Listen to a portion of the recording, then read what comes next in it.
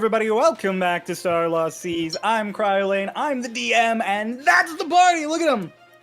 My apartment's in Some boxes. of them are more energetic today than others. My apartment is locked away in boxes. I'm being deported. To where? A different apartment. Easter Island. Okay. Easter Island. We finally Easter got him, Island. folks. Oh my gosh. Last time on Starlost Seas, we started off with a group arriving at the Kingdom of Gui in the Dragonlost Archipelago, only to basically immediately see chaos as the Cult of Starlost was attacking the city, led by none other than the Nameless, the Starlost form of Lotus. The group debated for a little while over whether or not to get involved, off-put mainly by the fact that despite her being Lotus, the Nameless was just staring at all of you from below. Eventually, several members of the Cult of Starlost banded together to cast some high-level spells at the ship, and after you all sort of recovered, you decided it best if you left.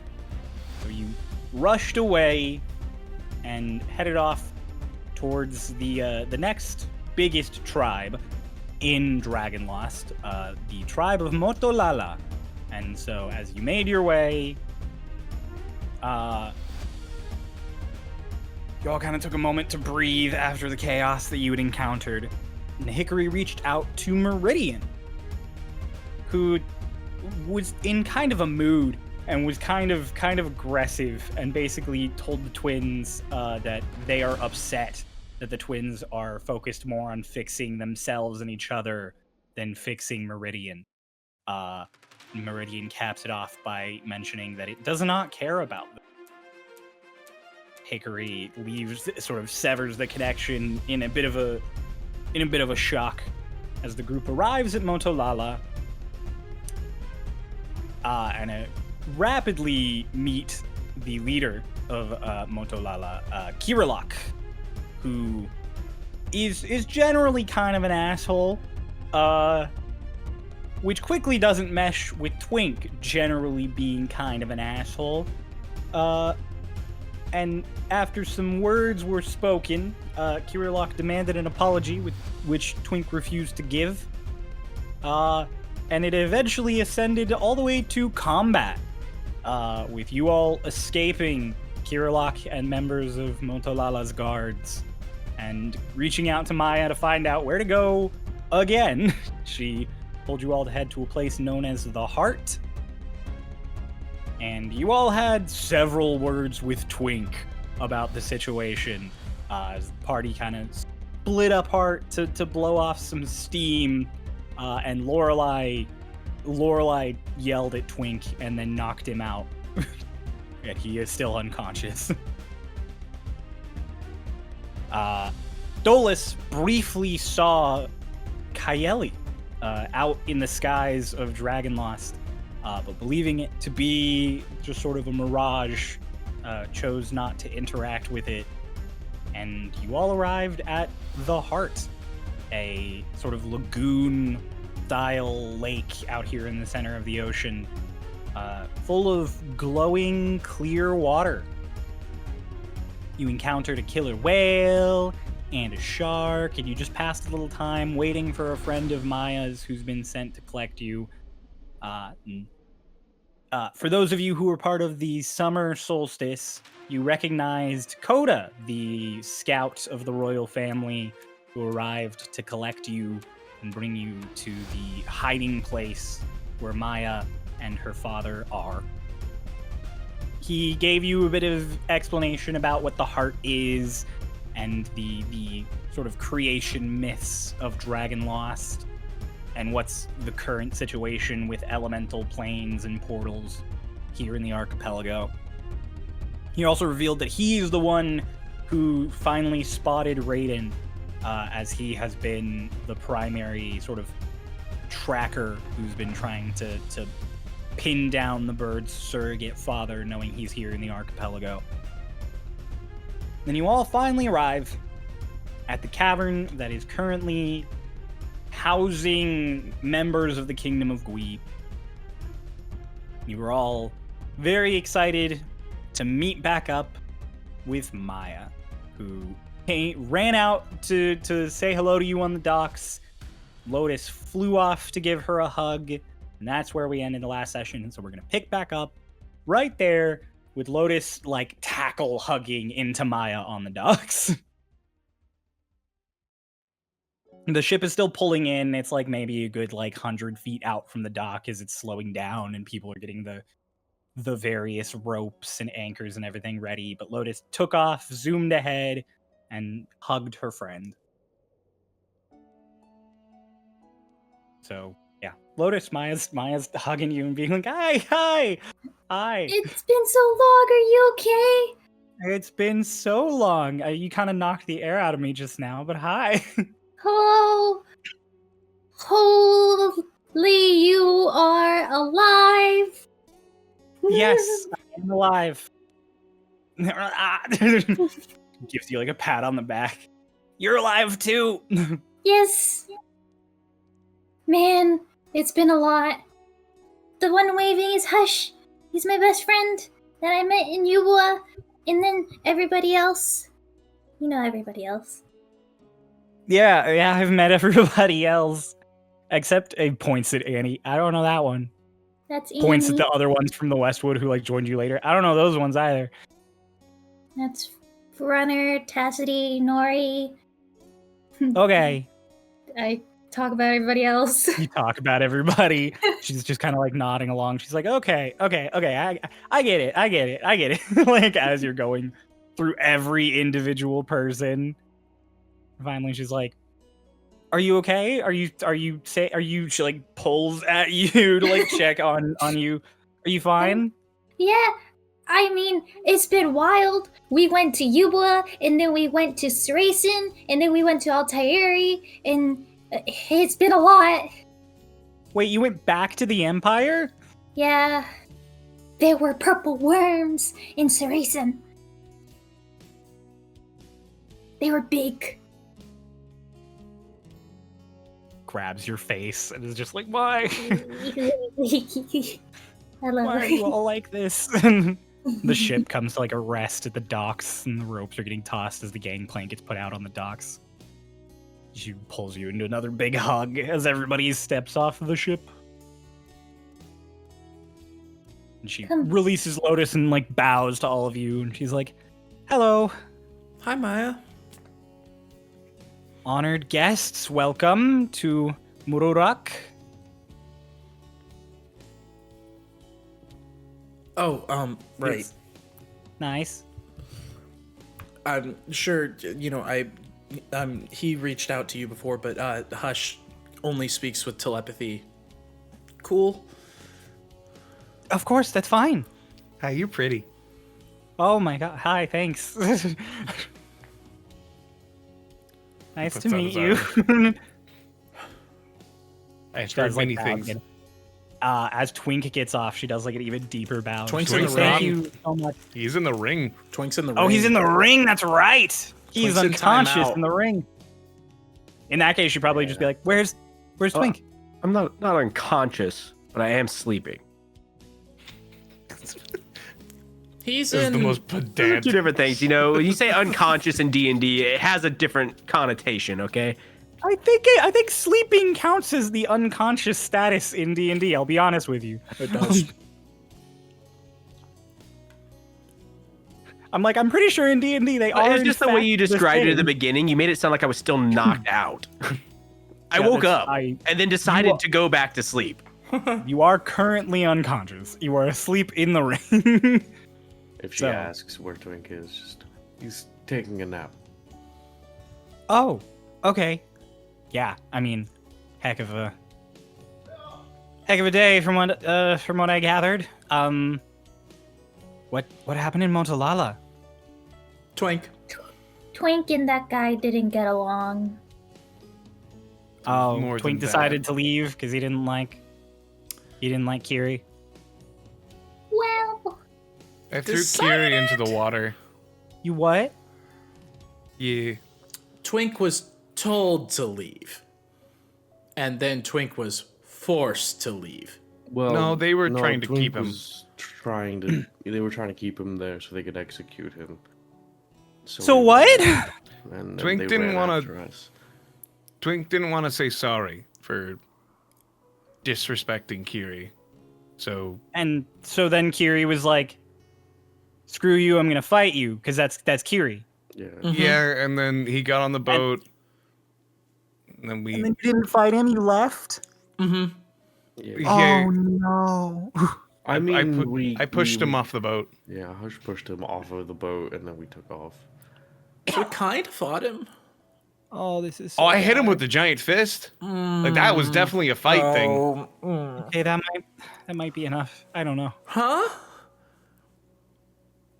So the people of Motolala are all about combat. They're all about that.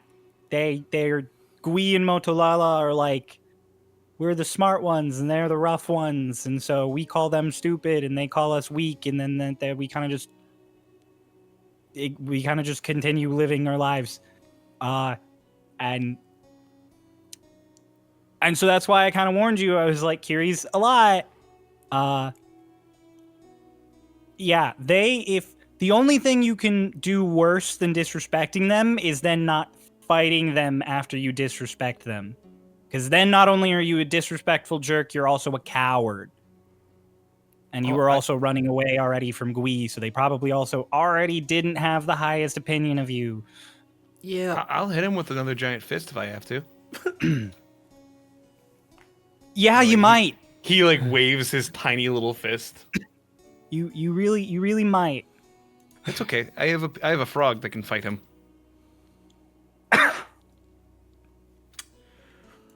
I have to talk to my dad about this. Okay, but it's okay. Everything's fine. We don't have to worry about that right now. You're here. You're here. You're finally in Dragonlost. It's been it's been ages. It's been too long. I'm so glad you're okay. Oh, It's I'm weird. fine. It's weird hearing you now and not from a spoon. I am a person with a mouth that talks. Cryo, I have a question. Do I have to use my Um, talk? With Hickory's knowledge in sort of medicine in general, now that I'm actually up close and face to face with Maya, based on my best medical guess, is she blind in that eye now? You can make a medicine check. Sure. Get a good sort of. While you're doing Idea. that, Dolus is just like, oh, speaking of that, Maya, you get 25 words. Exactly 25 words. Yeah, I've been When told you a few use- times, and I try and count, and then I Do you want me forget, to or write I it down mess on up your the count. rock? No, it's okay. It's okay. I'm getting better. 25. I'm getting better. Oh, I thought you Better. were saying 7. No, I was as trying to you're, figure like, out which side to quietly- hold my hands. It's her left. As you're quietly or her left. You're right. As you're No, I quietly mean like to doing show stuff. 25. Oh.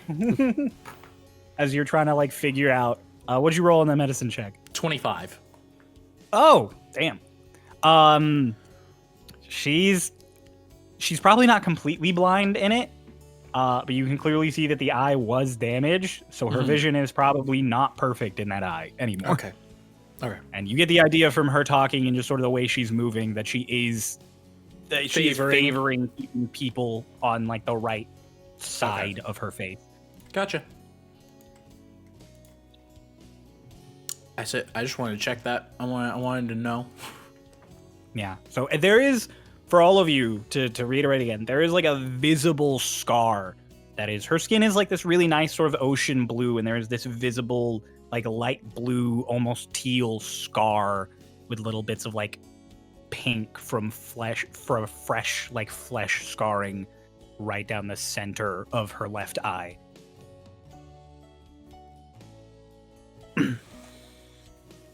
And she's like, okay, let's get you all a place to rest. Come with me. And she sets off down the docks. And then she stops partway and she turns back. She's like, is everyone in your ship getting off? Or like how many beds do you need? a lot of them like to be on the boat, but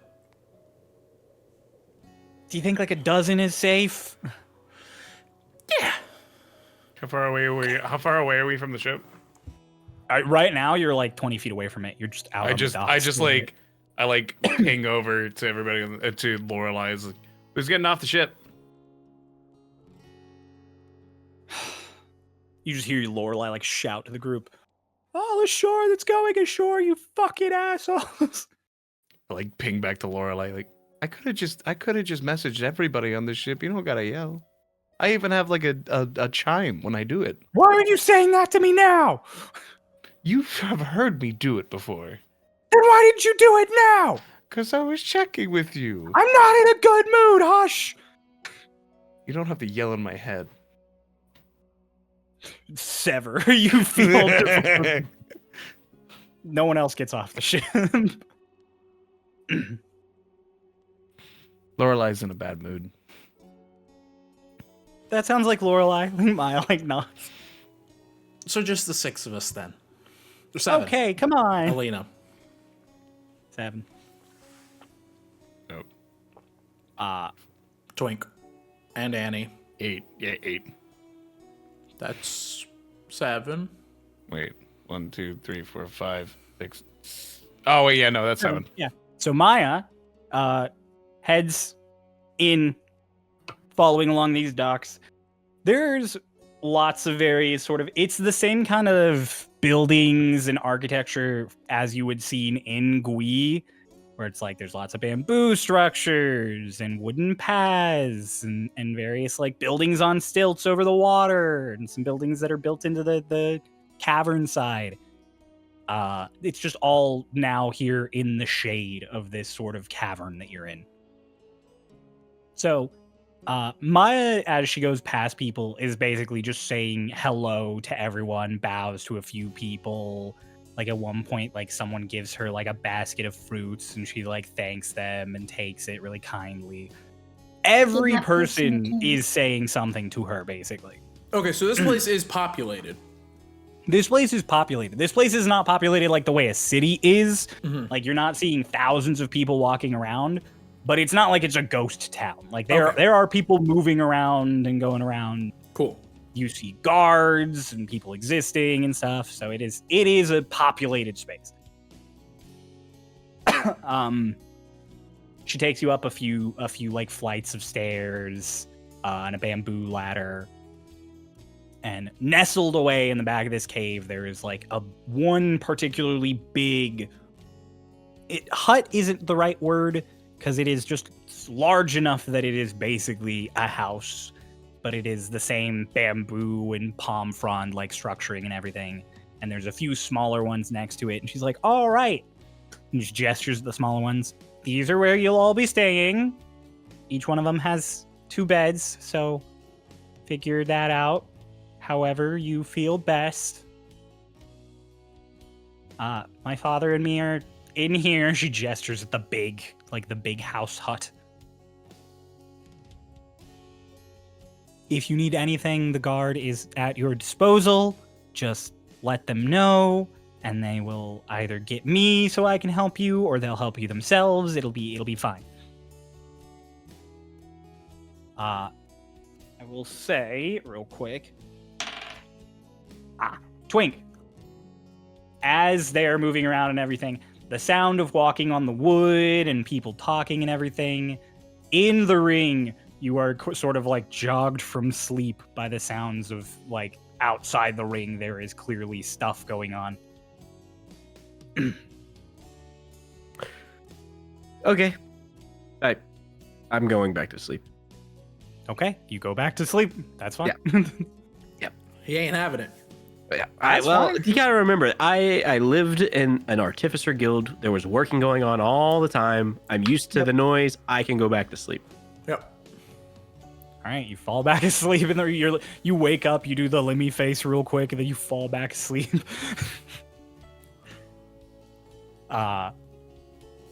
Maya's like, if you guys want to put your stuff down or have just a minute to sit or anything, that's fine. I'm gonna go tell my dad that you're here, and I'll Be back. Okay. Thank you. Okay, bye. And then she just turns and runs off into the house. As soon as she's gone, just turn back. So are we staying for like a significant amount of time here? I wasn't anticipating us doing so, honestly. But now that I really think about it, I mean, we're kind of between a rock and a hard place. We can't handle Gui on our own. And we might be able to get to the Nameless, but we're kind of stuck right now.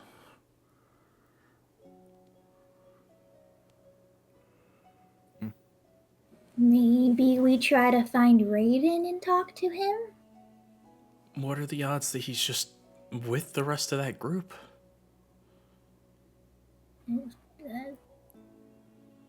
I don't know. I know you guys want to see your dad and stuff again, but we could get ambushed. We could get led into a trap, and then yeah, We could hush. get ambushed here. Yeah, hush. What if we scry on him? We've done that before. He has ways to prevent it. That's the Raiden? whole reason that their masks are the way that they are. Oh, that would make sense actually. Yeah. Could locate creature, but I don't know if that would also be. You'd have to be within 1,000 feet, which would probably be worse than better. At the very least, it'd be terrifying. We could try messaging him. I don't think that works either. We've Really? tried to contact him. I've asked Lashna to look for him and stuff, but he completely blocks her out. When we were in a meta plane, we talked to him very briefly, but then he just literally closed the door on us.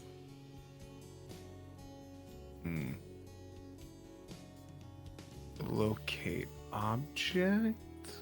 Again, 1,000 feet, maybe.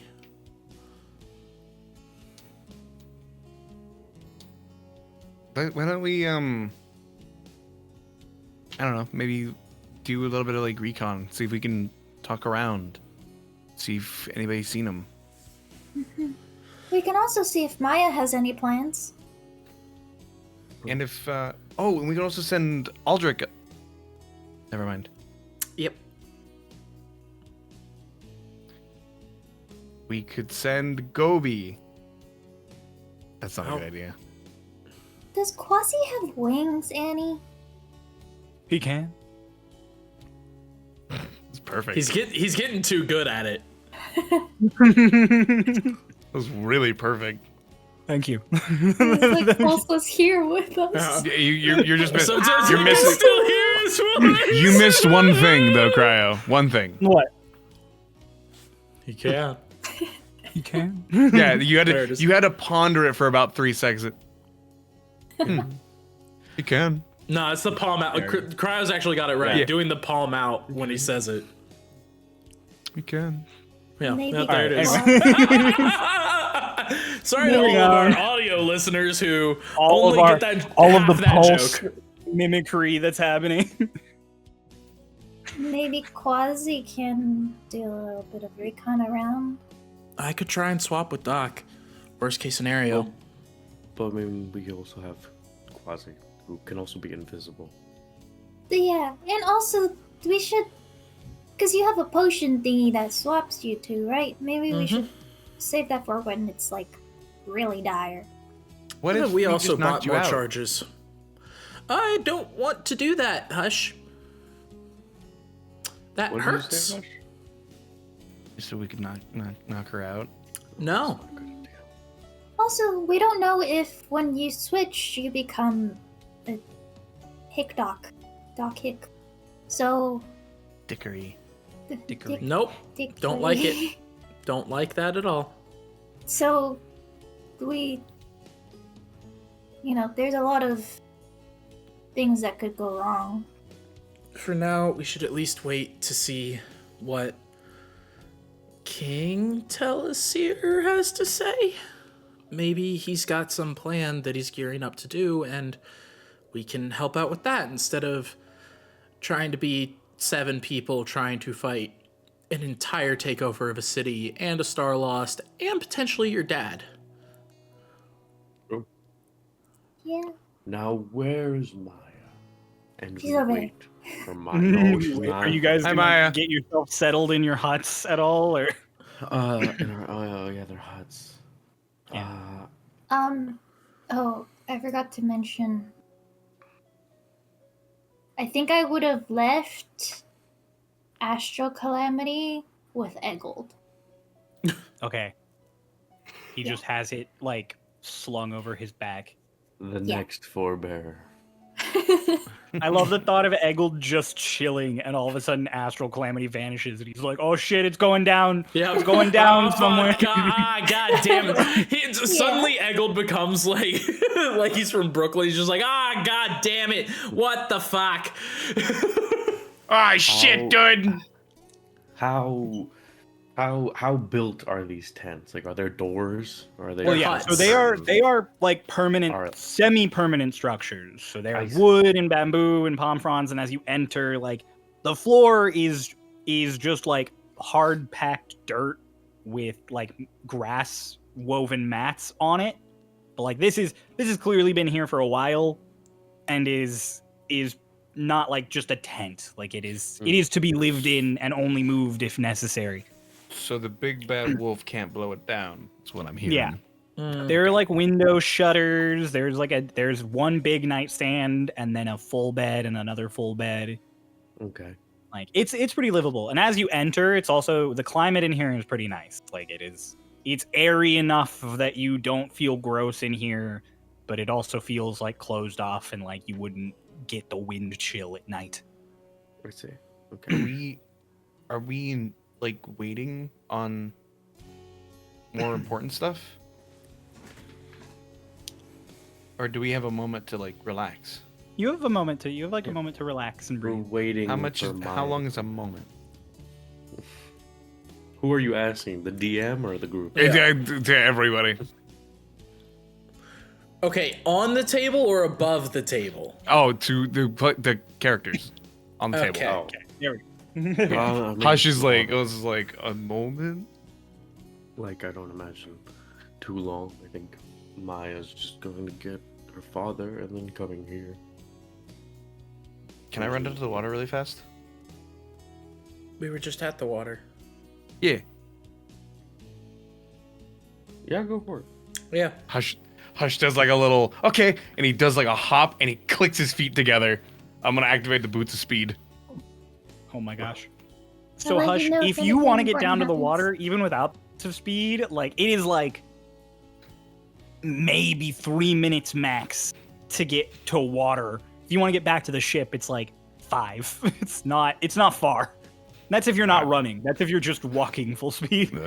I have 180 movement speed if I want to. Hush is like, I said really fast.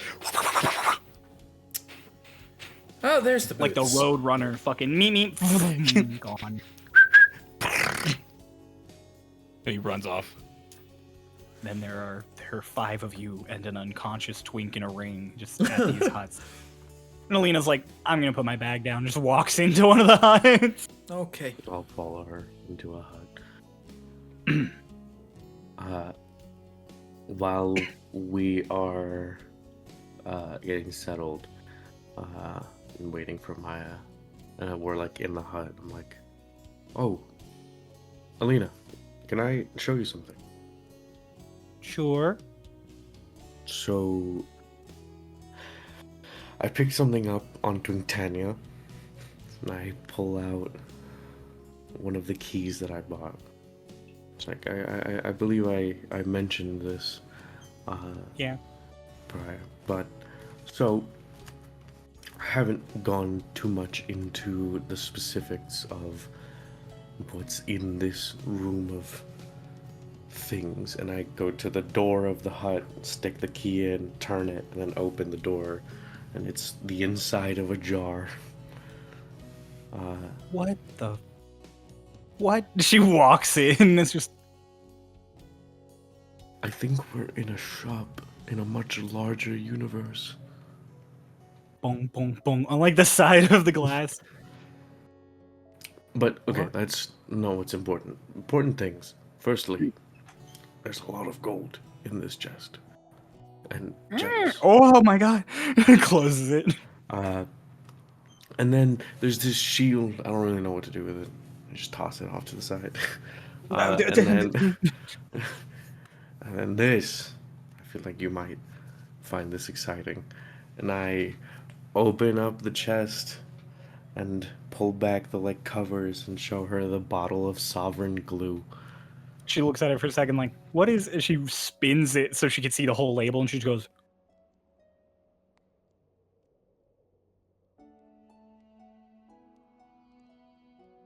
"This is amazing. Right. We can do so much with it. Do you know what this does?" I inspected it a bit. I believe it's just like insanely powerful glue. It's super magic glue. Yeah. This can stick And- anything to anything, and then it's stuck forever. Yeah. There's also this box of mallets and this box of music boxes. These Is are it what's ju- what? important. Like opens them and it's like, I don't understand. I don't understand. It's random, I think. Okay, she closes both of those boxes and then she just holds the glue up like, what the fuck? Yeah. As you guys are in there, there's again in the distance the muffled but big sound of like the door opening, like a you hear like two people talking. Slowly back out of the jar. She like leans a bit to see the counter, and there's that person talking to another, kind of warped through the glass. And you see, you make him out, point at the jar. The other person turns, and they both like wave, and like does like backs away slowly, creeped out, puts the glue back in the chest, and then she backs out. And we back out. I close the door and I pull the key back out. They waved at us. Yeah. Do you think those are the gods? Do the gods have a shop? I don't know. Is there like a god of trade? I mean, kind of.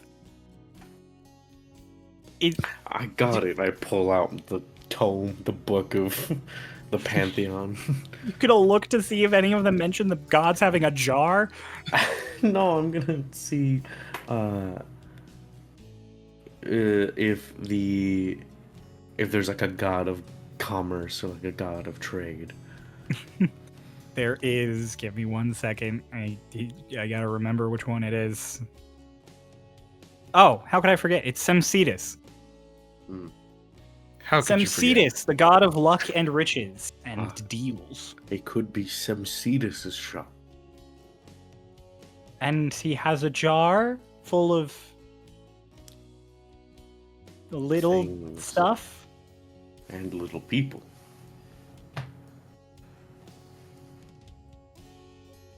What if it shrinks us down and we're just in a jar on a shelf somewhere in the world? I think that's scarier to me. What if the people think that we're from a small universe, but we're just normal sized shrinking in, and like they think we're like visitors that come to them in their jar, and they're like, oh look, it's the cute little people, and they wave. But why is it normal for them, for tiny people to appear in their jars? I don't know if it's normal. We deal with a lot of stuff daily that's not normal, that we kind of just.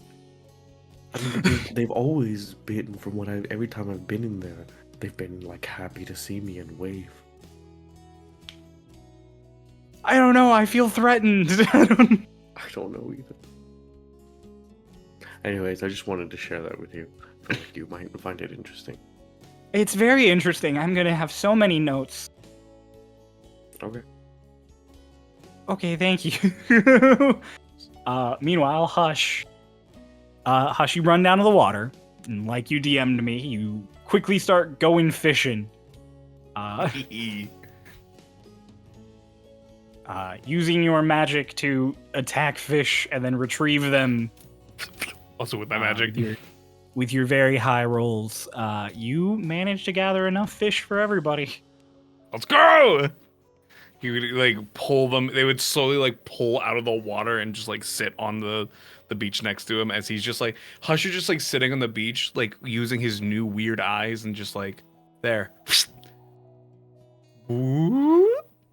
At one point, There. as you're like fishing and just gathering stuff up, a few people are kind of like nearby, just wondering what's going on. And this one tabaxi comes over to you and is just like, hello? Holds up a fish. Yes, are you fishing here? We normally fish down at the end of the docks. He like looks over and goes, like does signs for sorry. Oh, that's just. Oh no, it's all right. Are you new? Oh, that fish. He points at one that you caught. That's like this really pretty blue and silver stripes and everything. He's like, "Don't eat it. You will be paralyzed for 3 days." It like floats over to back into the water. And then That is Hush has like a totally bad. moment, and then it floats back over. I don't know why are you doing that? Why are you... And he goes, another one. You just keep fishing. Just the tabaxi kind of like leans in and just. There. He starts pointing out fish for you. Another just fucking psychic dagger goes over and it floats over. Hush is like gives him like a big look, like a big grin. Boom. It's like this black and brown, like rusty colored tabaxi just sits with you for, I don't know, maybe like 20 minutes as you gather fish. He doubles your fish count. Let's go! Yeah, he's just like, he's there. Floats over. And he was waiting until like somebody gives him like the okay to come back. He does not speak in the tabaxi's head. Lotus, what are we doing? Patty cake. Yeah, Hickory's just standing there kind of like rocking on her heels, and Lotus just like, what's that? This is a game that I saw kids at play, but I could never play with them because you need another person. Here, I'll teach you. Sweetheart, that is the saddest thing you've ever said. She's like, okay. Like she immediately puts her hands up and she's like, all right, let's do this. Start playing patty cake. You needed another person, and I never had that. God. Like 25 minutes pass, and then Maya comes back out of the big house hut and comes over. She like rounds a corner and sees you two playing patty cake, and she's just like, "Oh, hi." Maya, I don't know how to win this game. Yeah, I don't know if you win patty cake. You're stuck here How long forever. have you guys been smacking each other's hands? 20 minutes. Oh my gosh. Okay, well we could go inside now.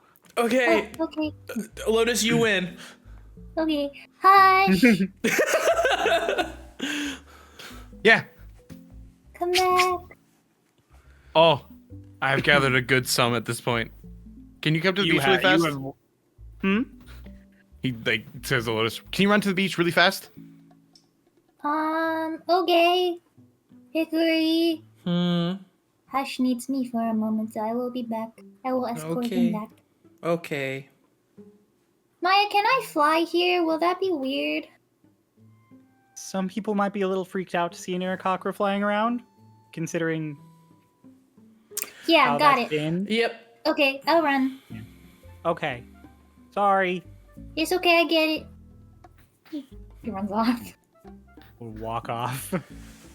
Maya peeks into your hut, Dolus, you and Alita, and is just like, "Hi, we're ready."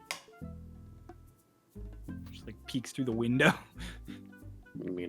just sitting, holding hands. Just okay. You're just sitting holding hands, and you're like, okay. And she has a moment of like, okay. And then she leans out of the hut. So Then she you leans hear- out, and Hickory's just standing there, and it's like, Yeah, Dolus, you definitely hear through the walls. Maya's like, are they a couple? yeah.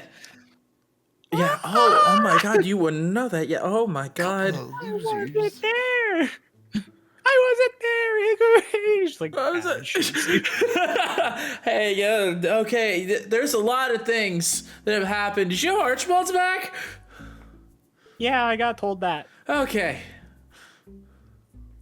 Is he okay? Got it. He's as okay as I am. Got it. Okay, well, when you're all gathered, just come in. Okay. I'll be inside. All right. Like rushes off. Go there. I'll get out and then go to the designated place, and then as we're heading there, I'll speak into the claw and just, Twink, there's a meeting happening soon. Probably listen. Probably If not, listen. If not, I'll fill you in later.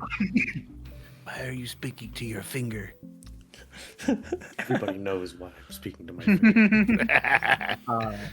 Hush, you and this tabaxi have he's piled up the fish for you, and he's been giving you explanations on how to properly cut and go through each one of them. You get the idea that he's done this a lot.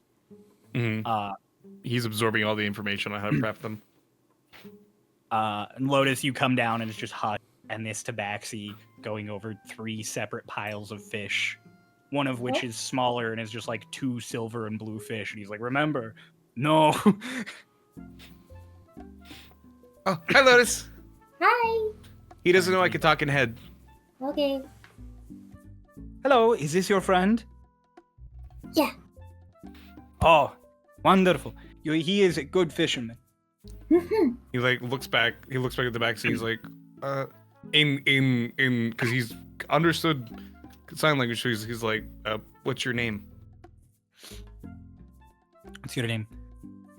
I am Osiris. It's a cool name. He's been pointing out fish for me to catch. I caught all these fish for everybody. We can't eat the. Hush is just pointing, so this guy just sees him pointing to fish, just almost like he's talking to Lotus, but is not. Oh. Wait. So why do you have them still? We could use them, possibly. They paralyze you for 3 days. Oh. I see. I get it now. No, smart. The mischievous smile appears. Do you want to help me carry some of these back? We can. We're both really fast now, so we can go hurry back. Yeah. Lotus, as you go to pick up a whole bundle, Osiris is like, hang on. He pulls out 2 grass weave panels, and he just pushes it under, so it's a little wrap, basically. He's like, here. Oh, thank you. Here. I give him candy. Oh. We must all help each other in times like this. And he pats you on the head. I also give him candy. Oh. Thank you. Osiris or Old Cyrus? It's Osiris. Okay, see, Osiris. I'm over here like you said Osiris, and I'm like, God damn it, this is another god in disguise. Osiris is not one of our guys. Yeah, but Can you you spell would it? give them a name that is a god name that's not in this pantheon, but it's actually a god in our pantheon. I like how you're giving Noah, me so shut up. much credit. You're giving me so much credit when the last god you guys met was just his own fucking name backwards. Yeah. Split up with a bird. So, Alright, spell his name. It's like, Olcyrus. I Osiris. never would have spelled that right. Not in a million years. It's okay. like- I got it. Just picks up one of the things and then holds it up, and then he puts it back down to give Osiris just a thank you. Nods at you. You run off. Thank you. Bye bye. Waves you off as you guys run back. You guys return. Dolus, Hickory, and Alina and Annie are standing outside of the big hut as you guys come up with just 2 big bundles of fish. What? Fish! Dulles, look! Fish! Hush fished. I got all of these! Oh my god. Great job. Don't eat these. Why? Okay. They will paralyze you for 3 days. We could use that. That's why I kept them. Smart boy. Walk over. I'll pat Hush on the head. Like, good job. I even know how to fillet them. Oh, cool. A tabaxi man named Osiris. He taught me like a lot. So I can even prep these things for you. I don't like to eat them, but I can prep them for you. Oh, that's very sweet of you. Thank you, Hush. Yee. Okay. Maya's ready for us, so I probably shouldn't bring the fish in, right? Probably not. No. We can throw it in your hut. Okay. Make sure it's your. Yeah, all definitely. right, that's Definitely their hut. those bundles aren't like closed or tied. You just you held both sides. So the moment you throw it off, it just fish on the floor of your hut. And then, like, before we go in, like, just give like a light arm punch to Lotus. Good job, you two. You guys walk into this big hut. It's as nice and immaculate as a bamboo built structure can be. This one has an actual floor, like it has actual wooden floors. There's a fireplace in one corner that's currently like burning. It's just sort of coals and embers. It's not like actively roaring or anything. There's a big table with maps of the archipelago stretched out over it, and there are signs and pictures up on walls and stuff. It's like big. You get the idea that it's like battle plans and stuff all laid out. And off in one corner, talking over what looks to be a little tea kettle, is Maya, and next to her, just this big Genasi man. Reminds you a lot of like Koda's whole deal with the big tattoos all up and down both of his arms. He's got this really big long hair that comes down to like his mid back that's in all of these tight braids. He himself has like one of his arms in a sling. He's got scars and matted bits all over him as you guys come in. And Maya just turns and it's like, and does like the big bow to all of you. And then she's like, Father, these are the finest, the representatives of Twingtania, who I have told you about. Representatives of Twingtania, this is my father, Jura Tel'Asir, Hello, sir. chief of the Kingdom of Gui. It's a pleasure to meet you, sir. It is a pleasure to meet the people who have taken such good care of my daughter. Hello. She told me of many of your adventures from Shadestep to the Westwood. We have heard fine things about all of you. The brave Arakakra who rush into battle. That's me.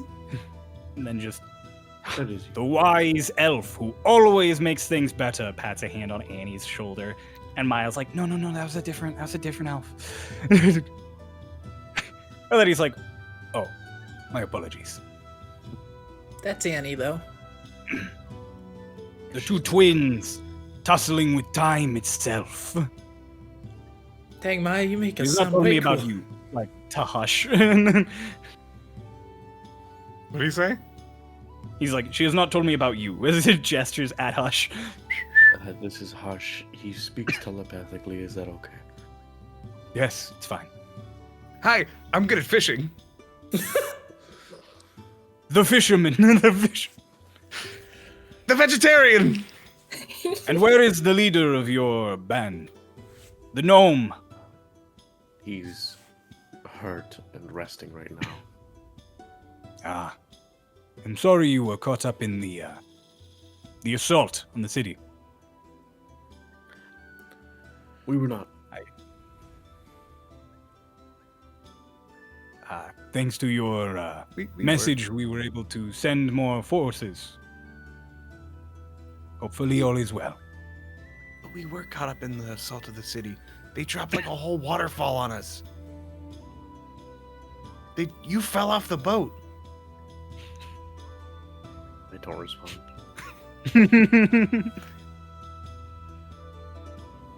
Forgive me also for your welcome in Motolala. Each tribe of Gui and the archipelago is... they have their own ways of doing things. Kirilok may be hard-headed, stubborn, rude, abrasive, Really Smelly. tired. Oh, He was smelly. he is also one of my firmest supporters. Well, in the same vein, Twink is also very hard-headed and Stubborn. abrasive and stubborn. I think you could really use a And- lot of those, except for Stinky. He's not very smelly, actually. He's actually pretty well kept. He kind of has this like natural woodland scent. I don't Mm-hmm. know. But in the end of the day, he stood up to Kirilok for what he believed in, whether it was the right choice or not. But part of his choice was fueled by his respect for you and your daughter, as Kirilok was speaking disrespectful words towards you all, and he didn't appreciate that. Well, I do appreciate this. I ask that in the future you allow my daughter and I to battle people. I'm sure you understand. It's okay. Twink got in trouble for it. I heard somebody threw Kirilok into the ocean. Me! fisherman. I did! Making I can fish take and fish catching out and them. I can put them back in. Perfect. With a big hand that I have. Come, let me get you acquainted with the situation. Goes to like the table with the maps. Right. Several tribes have been lost over the course of the last month. At first, we were uncertain of why. It's not rare for us to not communicate for months, many moons, but this was different, sudden. After further research, we discovered it is your Starlost. They seemed to be looking for something. And so, they have cut a path through the archipelago in their hunt. Question. Yes. Through the villages and the tribes that were broken down, is there anything of value that was taken? No. Other than lives. Did they burn? Did they destroy? Or did they just search and kill? Just searched and killed until Gui. That's when things changed. Do you know what Gui may have versus the other tribes that the group would be interested in? Size?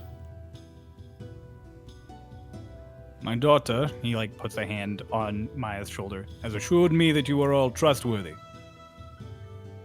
That she would trust each of you with her life. I must ask you all now to swear not to speak of what I am going to tell you.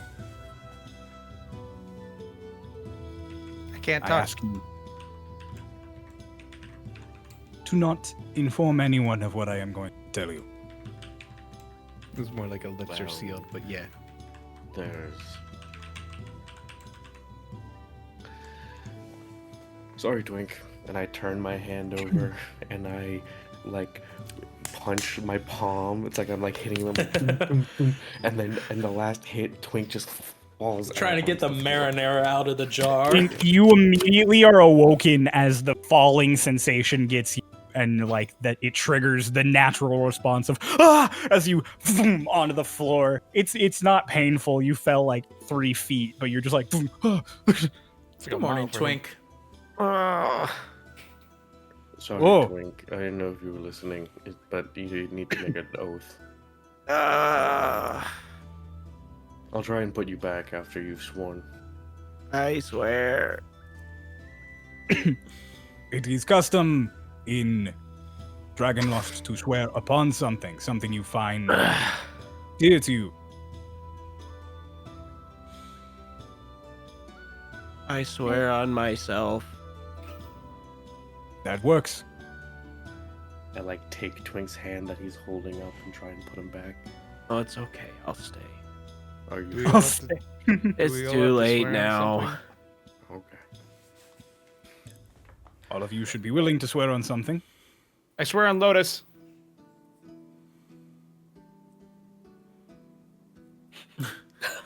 Hickory fishes out the astrolabe from her bag and goes, I swear on my home.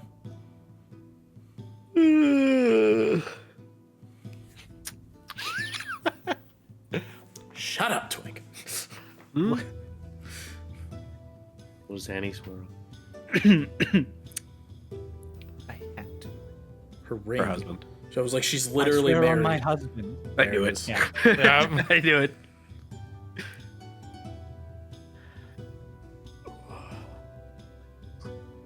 I pull both Hush and Dulles towards me by their arms. I swear on these two.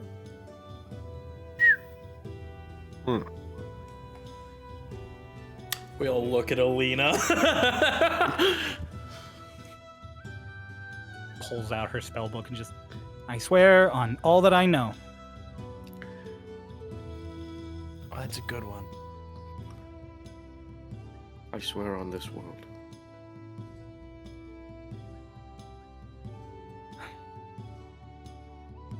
All of you are very selfless, except for the one who is literally selfish. Huh? But I understand. Yeah, I can't believe Hick wanted to swear on her home. I just love the literally selfish, huh? But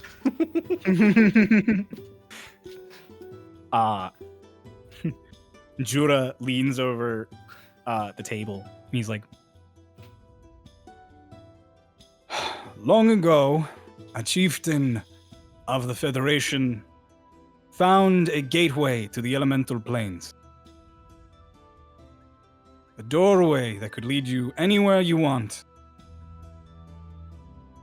Since then, it has been a well-kept secret among few tribes. Whoever is the current leader of the Dragonlost Archipelago has the key.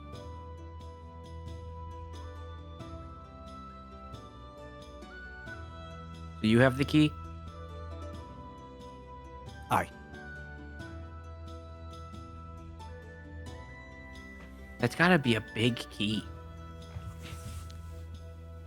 About the size of my forearm. Wait, so your forearm? It's my whole body.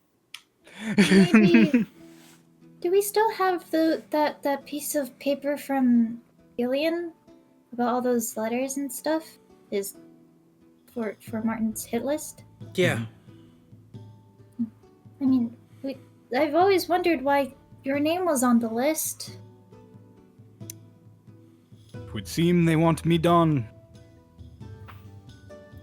It would Chief explain why Jura. Maya is also on the list. If this door was to be opened, could you bring anything through it, or is it stopped by size? I mean, it is stopped by size because you have to fit through the door. It's a pretty big door, though. What happens if you blow the door up? I have no idea. I've never tried. I don't think we should. It is considered a sacred gift from the gods for the people of the archipelago. Where is the door? You have been near to it. It is beneath the heart. The what? Oh, that makes sense. You can only get to it by diving. good at that. Question. What use do the people of Gui have to go to the other planes? We I don't have know what. done trade, received gifts from tribes on the other side, go to study magic, go to receive power. Hmm. What use would an elf have to go to the Feywild? Yeah, trade. That makes sense. You have a good point. There is a reason Dragonlost has been able to stay separate from the squabbles of the rest of the world for so long. Oh, you get your resources from other places. Correct? Ian's camera's frozen. I know. I thought he was doing like a I thought he was just ventriloquist gonna act. do it in face. You get it from other places. Yeah. Hush has like, why did you What need the it? fuck is Shark down? I know. I'm So holding it for a little bit.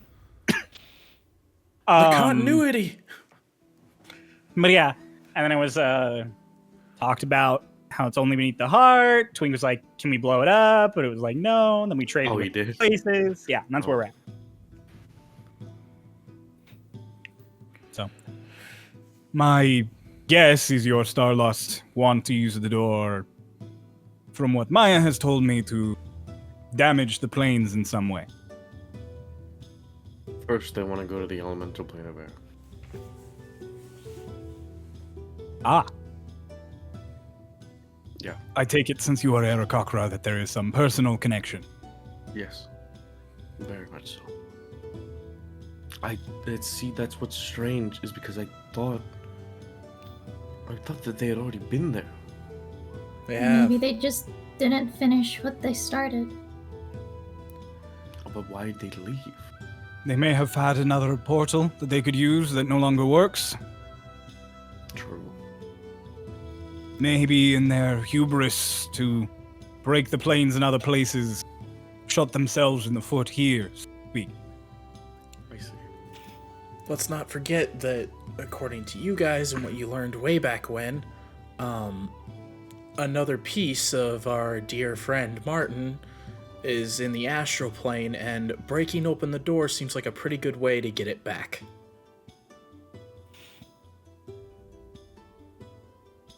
True. I don't understand what any of that means. Ooh, Jura, you're not religious, are you? I believe the gods are real and that they have blessed us in many ways. You're not like a cleric or a priest, No. paladin, Maya. You know, I don't know any magic. I don't know do any of that stuff. Okay. Well, don't pray to any gods about whatever we're about to tell you. Swear on it. Swear on something that's dear to you.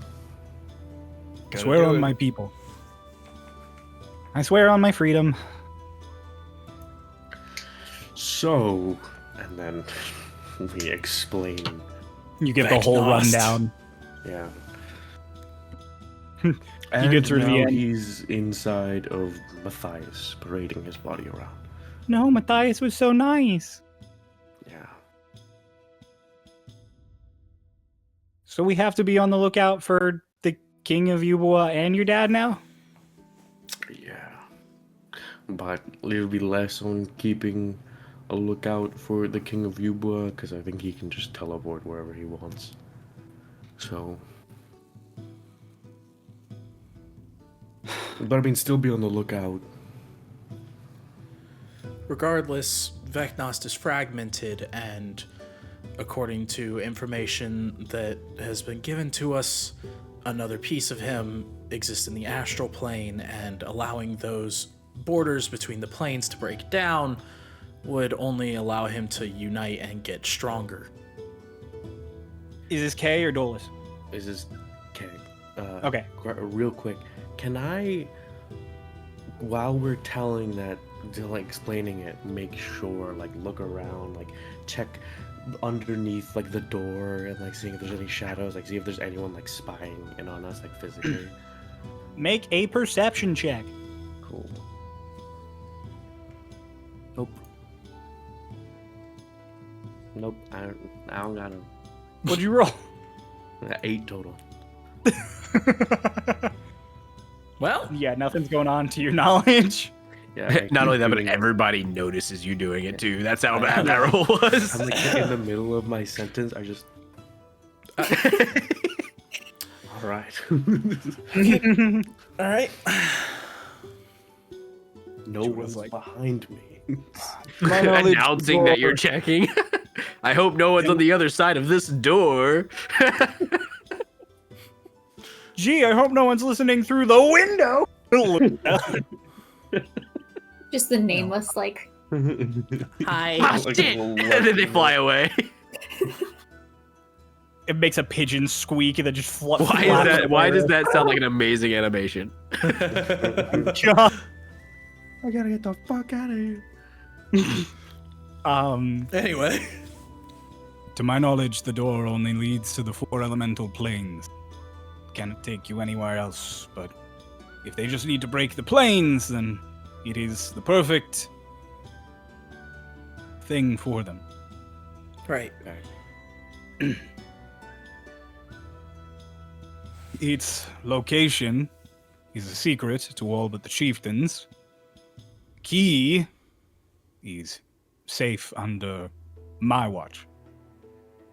Is it like a physical, like a key, like door key? Or... Is a physical key. Okay. I have it hidden away currently. Forgive me, but I will not be sharing that information. It's best you don't. Yeah.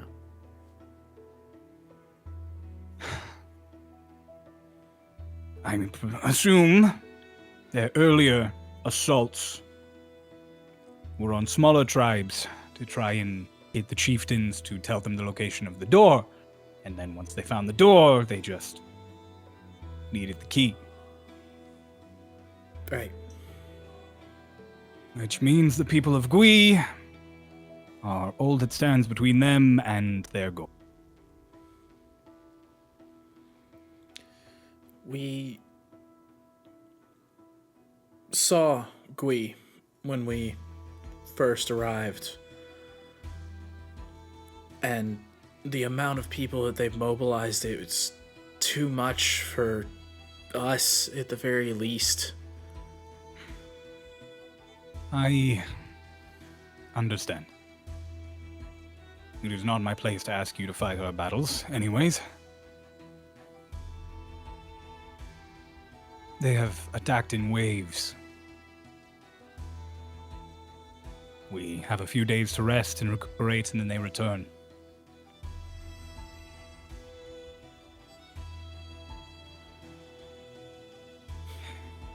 It feels like the end of the world some days. As it is. No. No, the world won't end here. Not so long as we draw breath. Right. Besides, according to you and your Martin, the world can't end yet. The gods have. If anything, that's encouraging. I don't see Cog Dios, do you? Anybody want to tell him? He's just like, not sure if I should get whatever this information is. Okay. so, do you have any plans for us? I just knew you were coming to help. Apparently, you are the world leaders in killing Starlosts. Hey, that's true. That's true. That's true. With- Yeah. Proper reinforcements, we might be able to lead a push into the kingdom itself. It just became a matter of when we first appeared, we were a target, and they really put a lot of firepower in us, and so if we're able to go more under the radar, we might stand a better chance, but they know us. They really don't like us, so the more attention that we draw to ourselves, if we were to mobilize, the more chance there is that we're just concentrated. I mean, this is no offense to you, but you say that like it's a bad thing for me. Yeah, I don't know what you're trying to get from that, Hick. If we're able to move under the radar, we might be able to get close enough to the Nameless to actually I think do it would be some better if we didn't move under the radar and then the whole fucking army that he's got moves in while they're focused on us. We gather our forces and we face them head on. This one you call the Nameless. Mm. The Metal Aarakocra. Yes. Are you saying? I have fought her myself. She is dreadful. What can you tell us of how she fights? She's fast. Faster than your eye can see. She never goes anywhere alone. Always has some samurai with her. Samurai. Yes. She makes you think that they're the dangerous one. Big, hulking men with swords. Then she's behind you with a spear or claws. the samurai. Auburn hair? I said several samurai. Oh, I'm sorry. The samurai, are any of them auburn hair? Maybe a real big sword? You have mentioned before that you're looking for... You cut out. You're No, gone, cut bro. out, sorry. You Completely mentioned before gone. that You're looking for. You've mentioned before that you're looking for your father. If he is any of these samurai, I do not know. To begin with, they all wear helmets. I wouldn't recognize his hair. Secondly, it's hard to focus on them when I have an Aarakocra who is impaling my men on her. When you say claws, do you mean like her talons, or does she have like claws on her hands? She just has talons. Her wings are weapons, though. How Oh. so? They will hurt you. I watched her impale one of my men on one. Ah, The metal look is not just for show, properly some kind of metal. She wields them as weapons the same she does a spear or her fists or her talons.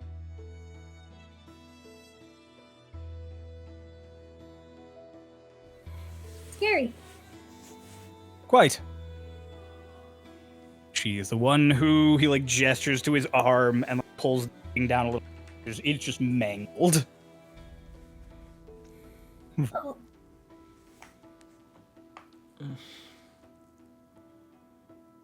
I recommend not getting into a fight with her unless you are prepared. Certainly not getting into a fight with her one-on-one. yeah.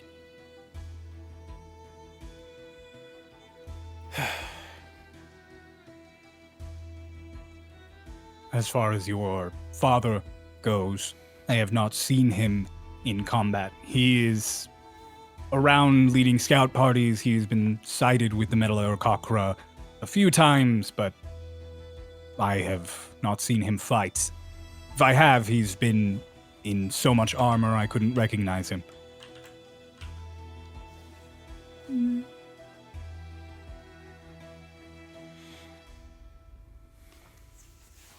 Hopefully he's not fighting anybody.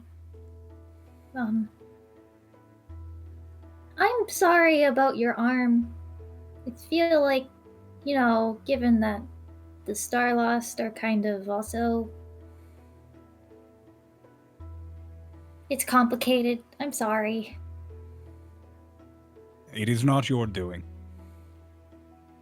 I apologize. What happened to your arm? The one you call the Nameless happened.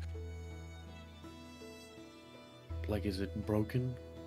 If you want specific details, she impaled the soft flesh between my forearm bones with her wing, proceeded to damage it. Oh, My hand was in two halves when she was done. I see. Several clerics and healers have spent time getting me to this point.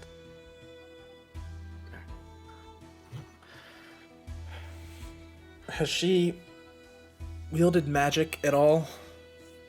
None that I have seen. Okay. But as I've said, her speed is not of this world. It is horrifying. Right. I looked in on her. There's not a whole lot that can slow her down either. She's too smart to be lured away as well. When she saw us above Gui, she just stared. She didn't approach, just stayed where she was, surrounded by her men. And with metal wings, we can't even get her wet to slow her down.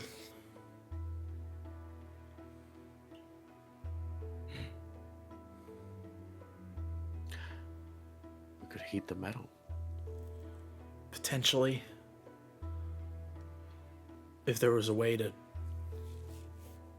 disable her wings, melt them, maybe.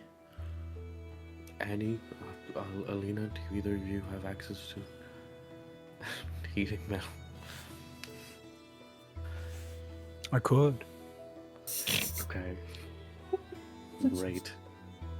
Do that if you can. Yeah, I can dig that up probably.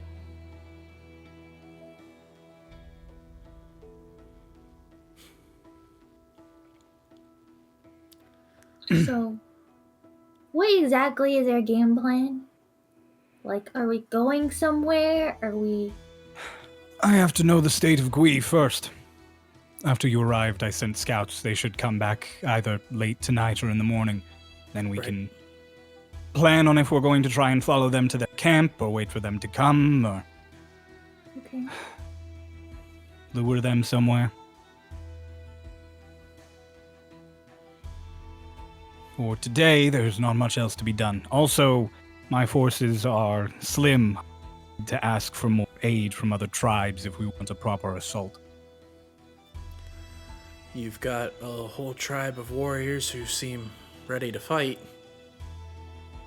They are ready to fight. I'll have to have some words with them about the recent encounter that they had. But giving the option to die glorious deaths in combat, completely abandon us. Given the chance to die in glorious combat, you cut. Completely abandon us. I'm sure the people of Motolala would complete. Hello? What's the Looks deal like with he's airplane like food? strangling his microphone. Listen to me! I wish to be heard! I got him. Yeah.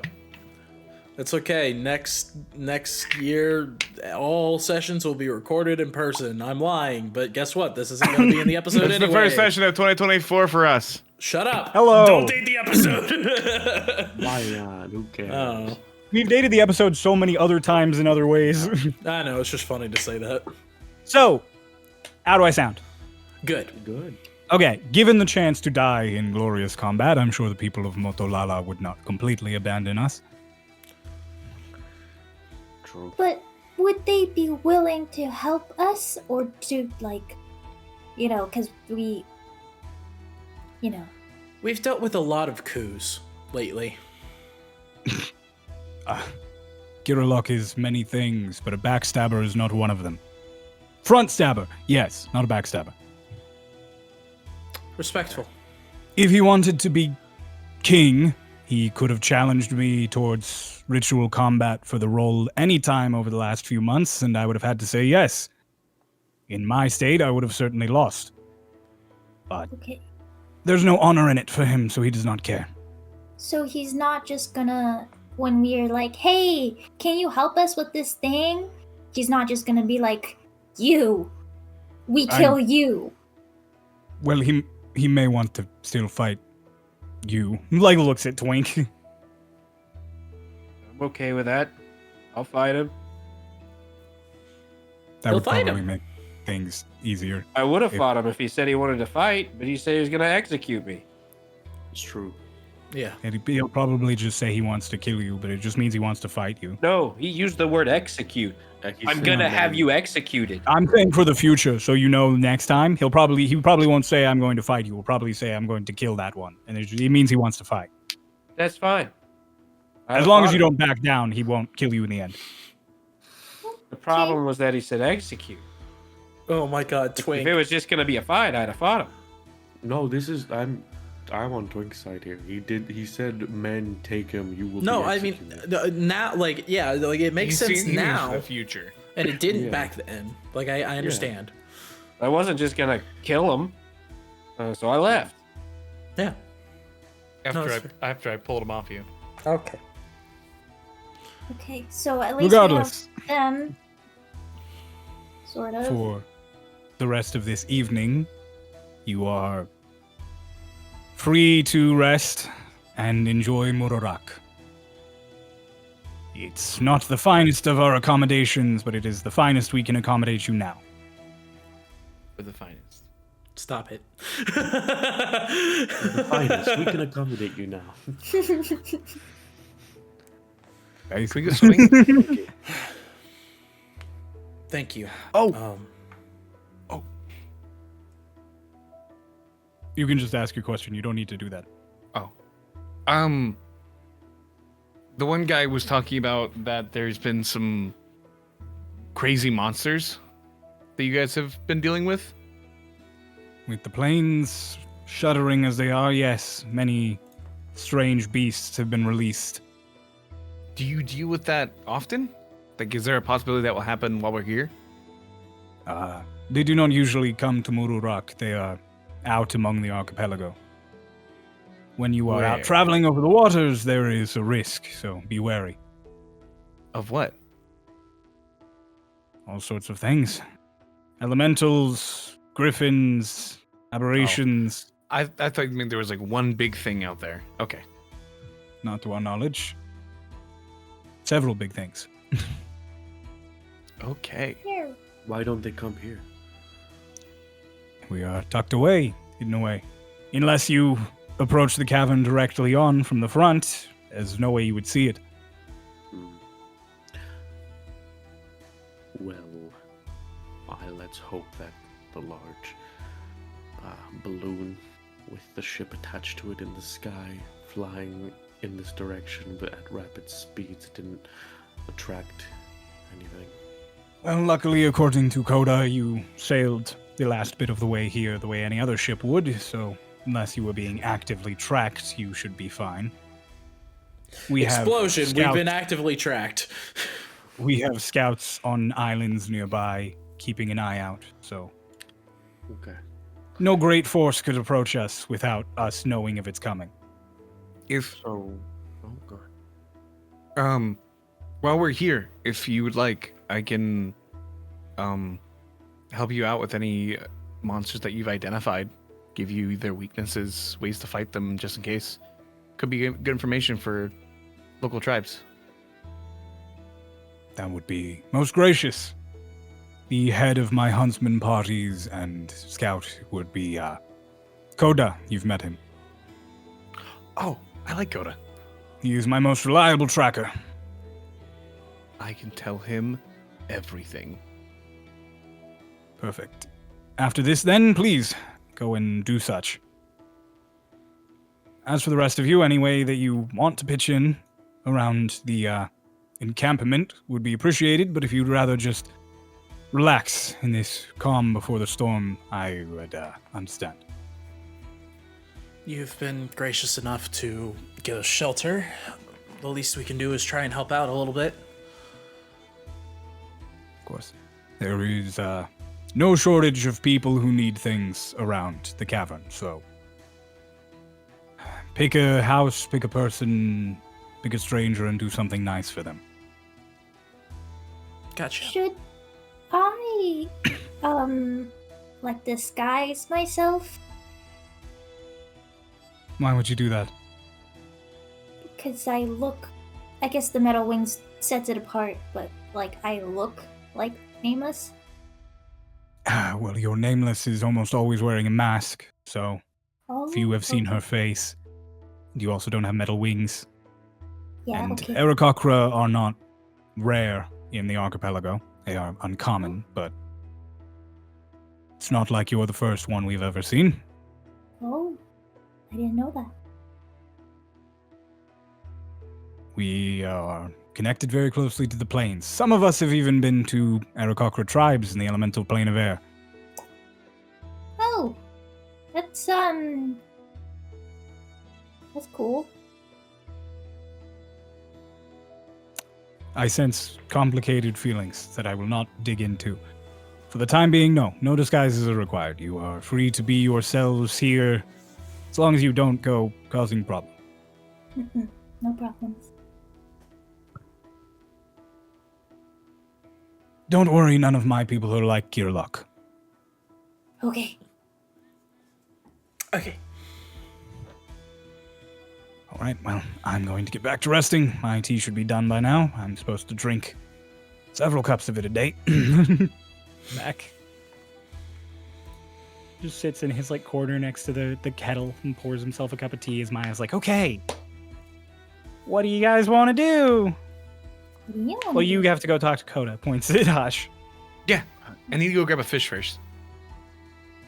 It's okay. Hang on. Coda! Marco. Coda, I know you're up there. She like turns to a panel in the ceiling and there's a little no, I'm not. And then it closes. It's like Harmon. No, Yikes. he just listens in. Oh. When did you get here? Somewhere around the Metal Aarakocra. Oh. Coda, do you swear not to tell anybody? That was after the Vecna stuff. I don't think it was. It definitely was. The first mention of the Metal Aarakocra? That was the last thing you guys talked about. I don't know what you're talking about. No. We Okay. just talked about it. Fair enough. I don't know how you got that so mixed up in the last 2 minutes. I'm tired. EP. Yeah.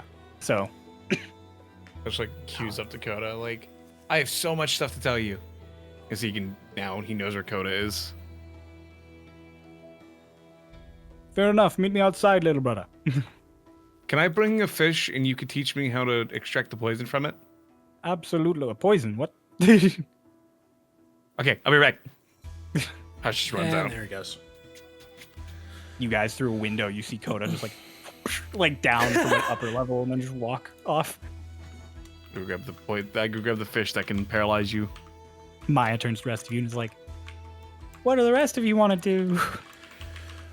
Where would I be the most useful? I mean, it's like my dad said, you really just pick a place. All right. Like, if you want to go help someone, just walk out and find someone. Everybody's got something. Do you have something? She kind of like glances back at her dad, and then she's like, yeah, actually, something that you points at the two Aarakocra. You two could really help me out with. Mm-hmm. Let's step outside. Okay. You guys go ahead. I'll catch up. I just wanted to ask King Jura something. Okay. Walks out. Alina gives you a thumbs up as she like backs out the door, so it's just you and Twink in here now as everybody else is walking out. Twink, I guess Twink. Twink wouldn't move with everybody else. Actually, that's a good point. Twink, do you think you could step out for a moment? I need to talk to King Jura about something in private. Please. Okay.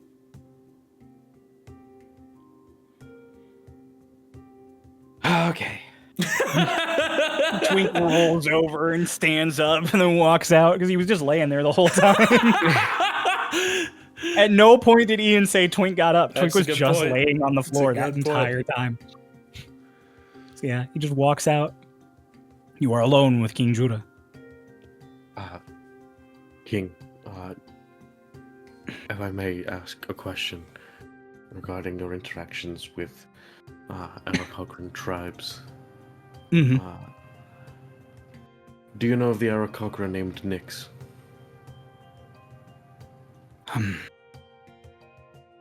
Get me that ledger there. He points at like a shelf with a bunch of books. One of them has Alright. like a symbol on it that you recognize your tribe from. I take it and I give it to him. Takes it, he opens it, and he's like, he fiddles through with one hand because he's one-handed right now, and he's just, Yes, I am familiar with her.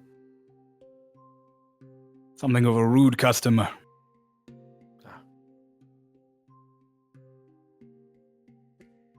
What do you know of her?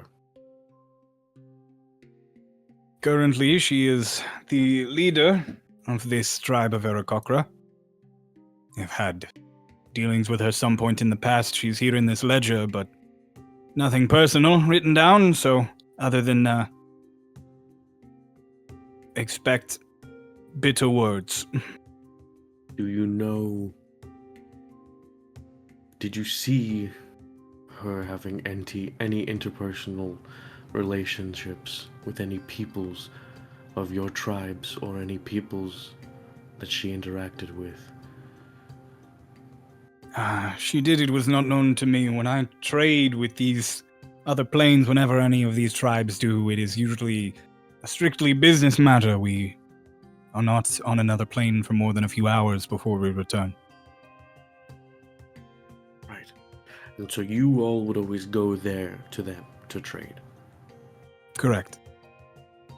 It's considered a great honor to step foot in an elemental plane. And is there any records or anything of, or would there be any records of them coming here? Your best to bets trade or are otherwise? talking to... Well, Koda might know something. He's something of a gossip. Then there is, you could talk to the Eldar. They usually keep track of that sort of thing if there's any interactions with peoples from the plains. So Our the Eldar. Yes. Our Eldar is a man named Sinnin. Sinnin. Sinnin. How would I get into contact with this man? He is currently here in Murak. He is, the best place you are to find him is probably not in his tent, actually. He's rarely there. It's likely he's out on one of the nearby islets, meditating or staring up at the sky. He's something of a strange one. Thank you. He is wise. But he's old. He speaks in riddles and loops. Okay. Nyx is my mother. I assume you are worried about her? No. Just digging. Then forgive my assumptions, and your best luck finding Sinnim. When you do find him, he's a tiefling man. He has white tattoos all over his body and a shaved head. Thank you. King Jura. Rest well. Of course. and he takes a sip of like this tea, and he's just like, keeps sipping it. You get the idea from the smell of it and his reaction that it's medicinal and not particularly good. I'll leave him a bread roll. We'll come You back. leave him a bread roll, Yeah. like takes it, and he like thanks you. Outside, Twink walks up to Maya and Lotus. Maya's like, "Oh, hi." So the medicine that my dad is having, it grows on the top of islands around here, but the patch on top of this island, like she points directly up, is wearing kind of thin. And I mean, we can send people out on boats to get more, but if you guys want to help, I mean, you have wings, so it'd be faster. Mm-hmm. Um, Annie can help too. Broom. Broom. A broom. Yeah, that'd be great. It's this. She turns, and it's the flower in her hair. This big 5-leafed white flower. You can't miss it. It grows on vines. You'll usually see them wrapped around a tree. Careful, they have thorns. They won't like poison you or do anything like that. It just hurts when you get poked. Okay. Okay. Dolus, that's when you come out. She's like, I'll get with Alina and see if she wants to help anyone with anything. Maybe check on Hickory. Like looks down into like the streets where Hickory's wandered off. But yeah, Alright, just what are we doing? getting medicine for my dad. I mean, if you have something else to do, you don't have to. Where is sure- the medicine? It just grows on the top of islands in this area. I mean, really in most of the Ah, archipelago, but yeah. You won't have to like dig in trees or anything to find it. It needs sun, so you're not going to find it in any like shaded jungly areas. It's okay. Perfect. I'm looking for a man on an islet nearby. Oh, Oh. Sinnem? Yep. Who? Yeah. He's an elder. Okay. He's the Eldar. It's like every tribe has like an Eldar, and they're like they're our spiritual connection. They're usually old and kind of crazy. Sinnem is definitely one of the ones who's old and kind of crazy. So just, have fun with that. Like Harmon? I don't think anyone's like Harmon. He's my only frame of reference for old and crazy. Well, then you have hit the highest peak right out of the gate for your reference. So everything else will be nicer. Okay. Okay. Let's go. Let me know if you need anything. You can find me. I'm blue and walking around. Mhm. Oh, okay, thank you. Come on, Alina. She like just grabs Alina's hand and goes walking off. You get the idea from the way she rapidly grabs Alina's hand and rushes her off, whispering that she's probably about to talk about you and Alina. Dolus. I follow them. You follow Alina and Maya. Perfect. Tweak just casually, as Dolus notices you guys are like getting ready, Tweak just turns and walks off.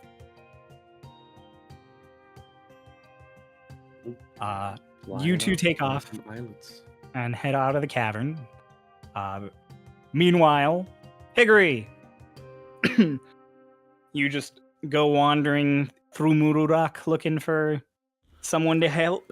I mean, that was kind of what I was told to do. So yeah, I didn't really have a direction. I'm wandering because I was told to wander. Just roll me a 20 and tell me what you Sure. get. 15. 15. Okay, perfect. You find the devil himself. He's going to kill you. You find good Lord Satan. No. You're walking through, and as you go, you're walking past sort of like an intersection of several like walkways and paths, almost like a little like, not quite a courtyard, because there's nowhere here that is large enough to be called like a courtyard, but it's like a bigger open space. Is it like really vertical? I'm trying to like understand, like, is this like a pretty vertical city to where things are kind of stacked in like a staircase, or? But to begin with, city is being a little generous. Well, yeah, It's like village, a town. town. It is like 3 tiers that sort of go backwards. Mhm. There's the one that's like on the water, Mhm. the second one that's a bunch of things, and then there's the one that's like built into the back of the cave. Mm. And so you'll be sort of up and down, but it's not so vertical that like you're like 100 feet up when you're on the top one, and you're gonna Okay. fall onto like a house beneath you. Yeah, I was just trying to figure out like how, like, is it like how vertical it was? It's like a gentle slope kind of Okay. thing. Like you're not Okay. gonna Yeah. trip and fall to your death anywhere here. Gotcha. You, Well, you might just roll down some stairs. And so yeah, in this sort of like little open space, there is currently some kind of performance going on as you kind of come along. There is a there is music playing, and there is a pink tiefling that you can see sort of standing on top of a crate, just playing a lute. I mean, for sake of clarity, this is a pink tiefling that both eyes are visible, correct? Correct. Okay, Both eyes are visible. I just had to be sure because we're missing a pink tiefling. A different thing. It is not missing pink tiefling. He's just been performing in this fucking cave in the middle of nowhere. She's just chilling in the middle of fucking nowhere. No, it is not pesky. It is another pink tiefling. There was a blue tiefling that robbed me, so okay. Yeah, we're good. Checking off the list real quick, and Kaeda's on the ship. Kaeda's on the ship. It's not our favorite. And Kaeda's red. Yeah. Kaeda is like Karlach red. Yeah. So, yeah, go ahead. But yeah, so she's playing. A few people stop and go by, but most people are kind of just like not paying attention. You get the idea from the vibes that she's putting out that she's trying to like brighten up the area. Okay.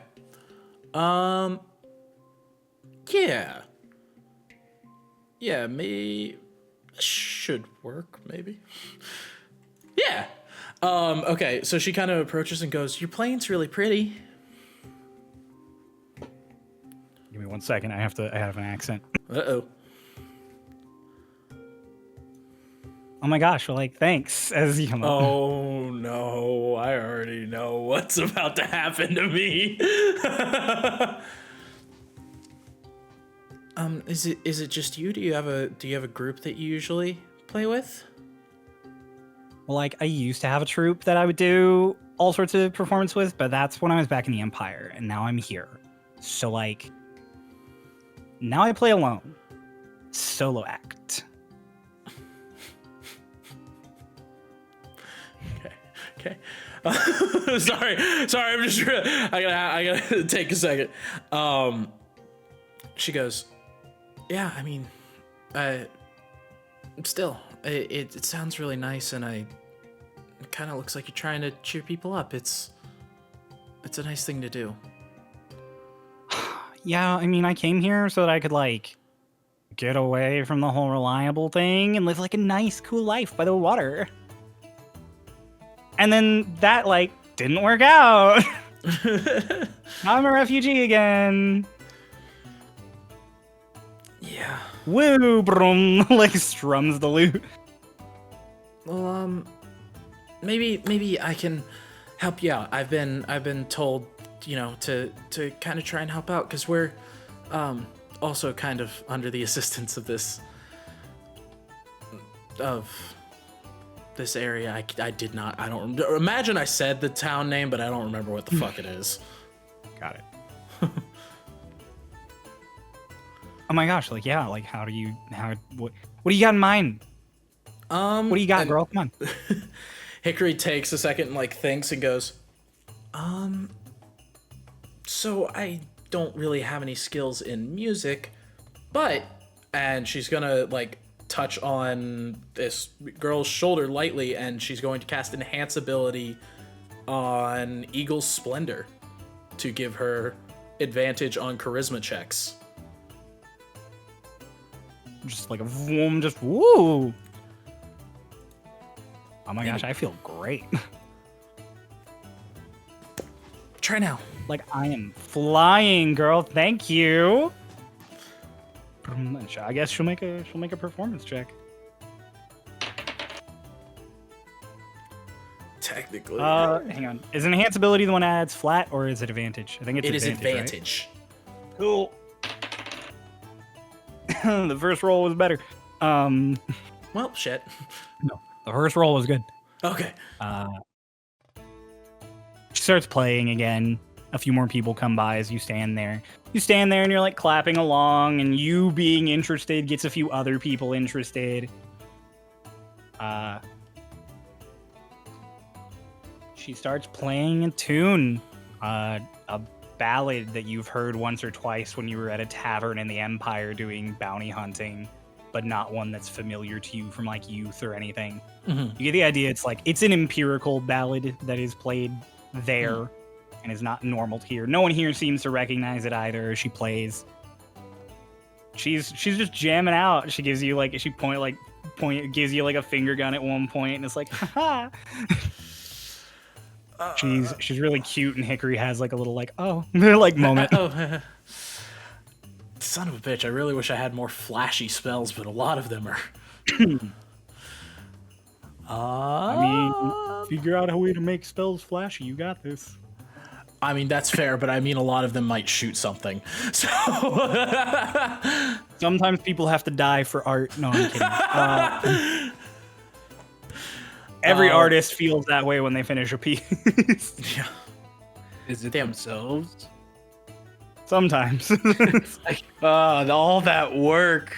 It's time then they to end it. Collapse. Yeah, exactly. But yeah, damn. no, you give her enhanced ability, and she continues to play. She gathers a little crowd. You can stay if you want and try and help in more ways, or you could go try and find someone else to help. Once she's kind of built up a little bit of a gathering to where it seems like a consistent amount of people are like filtering, coming, going, like more of a pause than like just a passerby. And she's like, okay, that should be, thinking of what she knows in city. She's like, that usually builds a little bit of momentum. Like this is good. This is good. And she's like, Yeah. And so she kind of like winks over to the girl and then kind of like gestures that she's going to keep going down a certain direction. She just like tussles her hair and prestos a bunch of like lights up into the air, and she There it does is. a little like wave goodbye to you. She keeps playing. Good start. Twink. We're gonna meanwhile to Twink. You just follow Maya and Alina.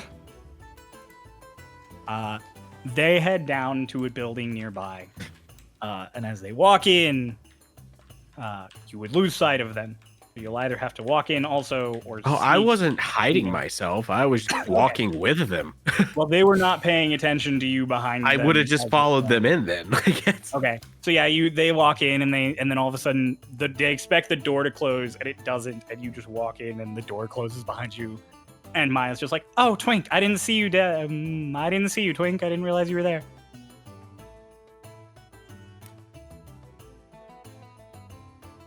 I caught myself.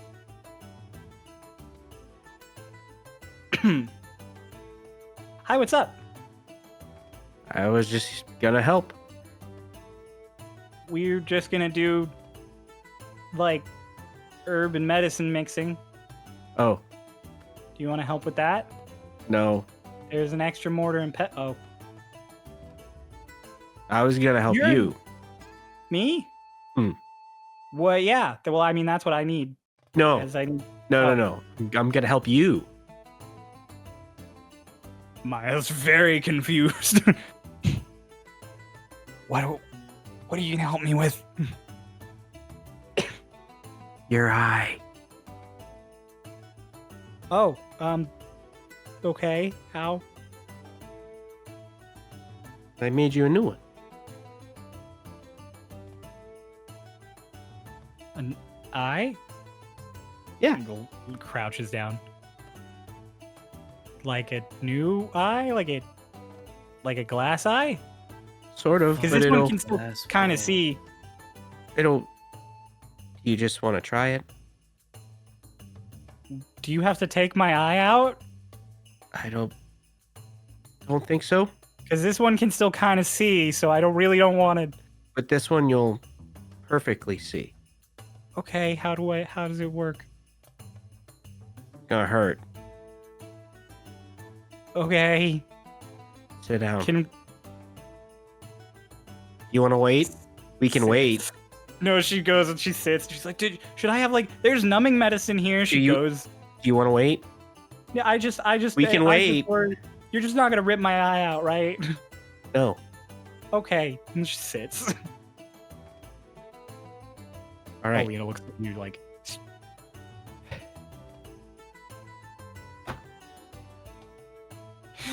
She just walks over.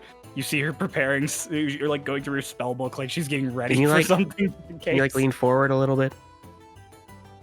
Leans in. Just kind of put my hand up on the side of her face. I go, okay. No, keep it open. Don't close it. Okay. No, keep it open. Don't close it. I'll kind of like put my fingers at the top and bottom to help kind of keep it open. All right. On 3. 3. Slap like a contact lens on. No, it's a full ball, so it's magic. So I'm gonna say what happens is I imbue my magic into it, and it just fuses with her eye. Eyeball. Oh gosh. Ursat's Yeah, eye great. is what it is. Yeah. You do that, and there is a solid like. She lets out a solid like scream real quick, and then she's like, ah, oh, ah. What is happening to Ray's camera? Is Whoa. Ray good? What the fuck? Ray, you just artificed harder than fucking Twink does. Private dog. Ray, private dogs. You turn into missing now. I'm Ray sorry. just laughs. I'm I so love it. sorry to detract her. This is what And now Maya's vision Noah's saw. purple. That's what Maya's vision saw. As the eye was like fusing. Yeah. She saw just everything glitched. Okay. Back in the Wildest moment. Discord I'm glitch so I've ever sorry. seen. That was nuts. Discord is But yeah. shooting itself today. She just Yeah. clutches her face. Just like, ah, ow, ow, ah.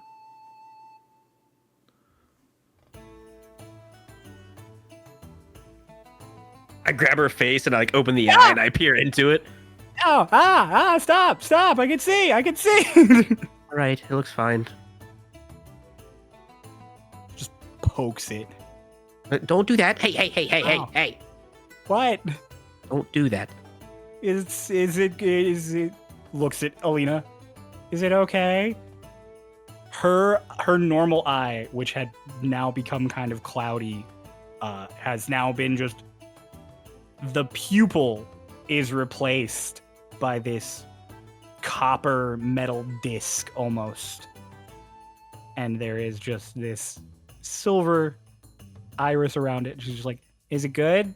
Does it look good?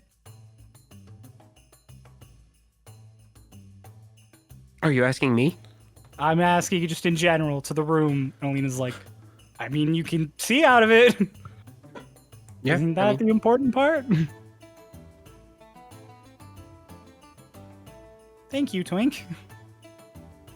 I'm gonna have to stick God. around to make sure there's no weird side effects. That fucking hurt. I told you it was gonna hurt. Oh. Alina, do you mind making the medicine yourself? I think I need a minute. I asked if you wanted to wait till later. It's fine. I'm always busy, so it was gonna interrupt something no matter what. I think I could see better with this eye than the old eye. Uh-oh. Hope it doesn't throw your balance off. I mean, my balance was already pretty messed up. I kind of slightly push her. Ah! Oh, no, looks okay. I appreciate the test. No, it wasn't like didn't push hard. It's gotta test it. Oh yeah, no, she's just kind of like being mockingly like. So I'm gonna have to stick around to make sure there's no weird side effects. Like, Okay, half your what- face paralyzing or slowly melting away. What? I'm just making sure.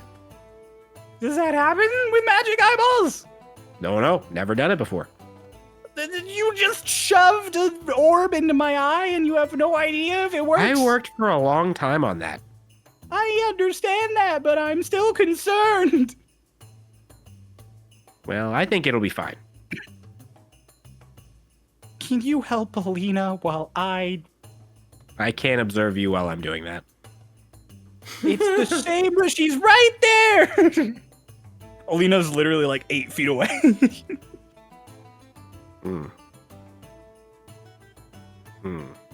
That seems like a long way. All right, but you have to face your face towards me that's on that side. It's right, she's in front of me already. Like, Okay, well, don't turn away. okay. For fear of your face melting off. I will keep my face faced towards you so you can see if it starts to melt. All right, and let me know if you feel any weird tingling sensations. I'm currently feeling a weird tingling sensation in my eye. Good, it's supposed to do that. Oh my god. All right, I guess I'll start helping. You go to the other mortal and Mortal and Pester.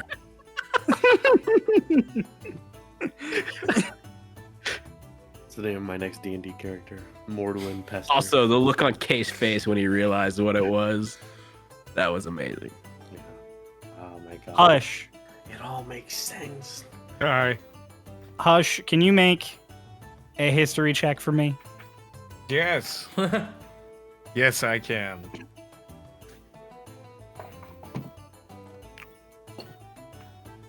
Uh, 26.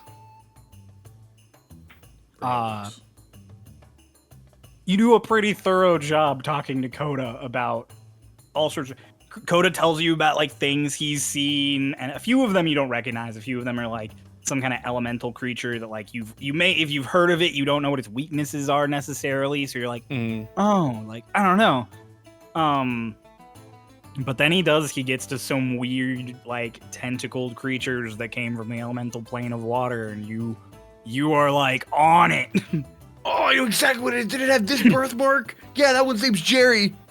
That one's named not No. that on it. His social security card number is this. Oh my Yeah. god. Hush just like at like random intervals where like he's like, and then it looked like this, and he's like, Hush gets really, really, really excited after hearing that like he's run into one of those. So there's many times where this is definitely yeah, this is a horrible thing that I saw, and Hush is just like, really? I know what that is. You saw one that in thing. real life? They're here? Let's go! Gosh. And then he's looking to learn how to pull the poison out of this fish. There is a sac in this fish that pumps poison all throughout its like blood when it gets scared, apparently. Which is why you can't eat any of it after you fished it up, because it gets like scared as it's dying. But the sac itself can be pulled out to be like a little ball of poison that you can then squeeze into things or feed to people. I would like to get the sack out. He gets one for you, and then the other fish he Hell yeah. holds up for you. So you have one, but Hush, make a survival check to carve the poison sac out of this fish. Can I have advantage because he's helping me? No, he told you how, and then he's watching to see if you do it. Damn it, okay. I remember Good. Crow said that one time when we were at Momocon. He's like, I would like to get the sack out. Just sitting in the living room. Ooh, this was It's really- finally happening. No. We told him no. it was I really mean, someone told him no, it wasn't me. It didn't stop me. 12. 12? Dead. 12. As you're like carving this out, you accidentally like clip it with your knife, and you cut off like a portion of this little fleshy organ, and you lose about half of it. No! Now we're going to be paralyzed for a day and a half. What can you even do in that time? Hush like cuts it out and like loses some of it and just like It's pretty good for our first time. We lost half of it. That's fine. Some people don't get any out their first time. Do people mistakenly eat this one often? Most people around here know not to eat fish if you don't know if they're gonna kill you or not. Okay. So, Question. Yeah. There was one guy that I met.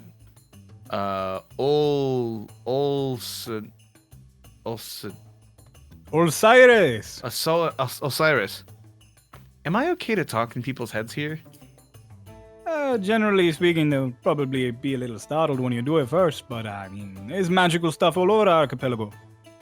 I don't know what I don't know what level of ready people are for us. Realistically, your bird girlfriend's probably the scariest one of you all right now. Because of the Nameless?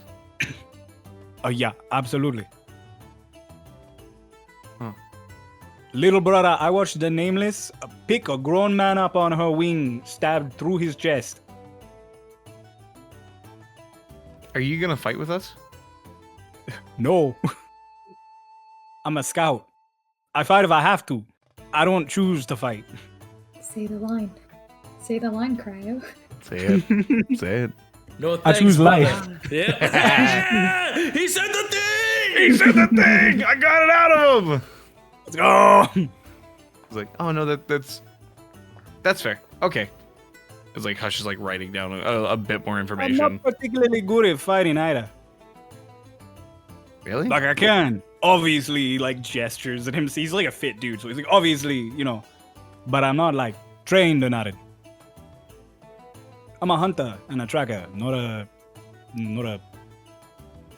That was the fake boxing for a second. I'm really not built for fighting either, but I kind of just got thrown into the mix. But you got all that cool magic. Yeah. But I'm not Hush does it even worse. Because he's doing not the proper boxing techniques. Yeah, but I mean, Kota ain't got no magic even, so You don't have any magic in your tracker? yeah. Have you thought about learning magic? I tried when I was younger. It's not for me. But magic can make everything so much easier. You can literally just think and know where something is. You don't have to. You just go by your senses? Go by my senses, go by what I see. I can't imagine not having magic. Well, most people don't have magic, little brother, so No, that's fair. some people just can't learn. Don't tell her I told you this, but Princess Maya tried to learn magic so much when she was younger. Can she cast now? Maybe a few little spells here and there. Probably all she's ever gonna get. There's not a lot of magic in her blood. Was it bad? Did she do bad? There was one time she melted half of her room with acid. Oh no, wait. And you guys are in huts too. Oh, I mean, that's we so weren't bad. in a hut when that happened. we were weren't? in the castle. Oh. I don't know what where Yeah, we don't normally live out here, little brother. This is not the usual situation. Oh yeah, I'm not I'll be real, I don't know the current state of what's really happening. I'm not from this world, and I've just kind of been tacking along. Oh, you another one from another outer plane. No. I'm just from a different time. Okay, Kota's not gonna ask. That's okay. He's just like writing down information. So there was this other creature. Like he just Yeah, they starts cut the to you. next explanation. All right, birds, it's your time. You've taken off. Lotus, let me know if you see a tiefling man with a bald head and white tattoos. Okay. Can I ask either both of you to make a survival check, or one of you to make a survival check with advantage?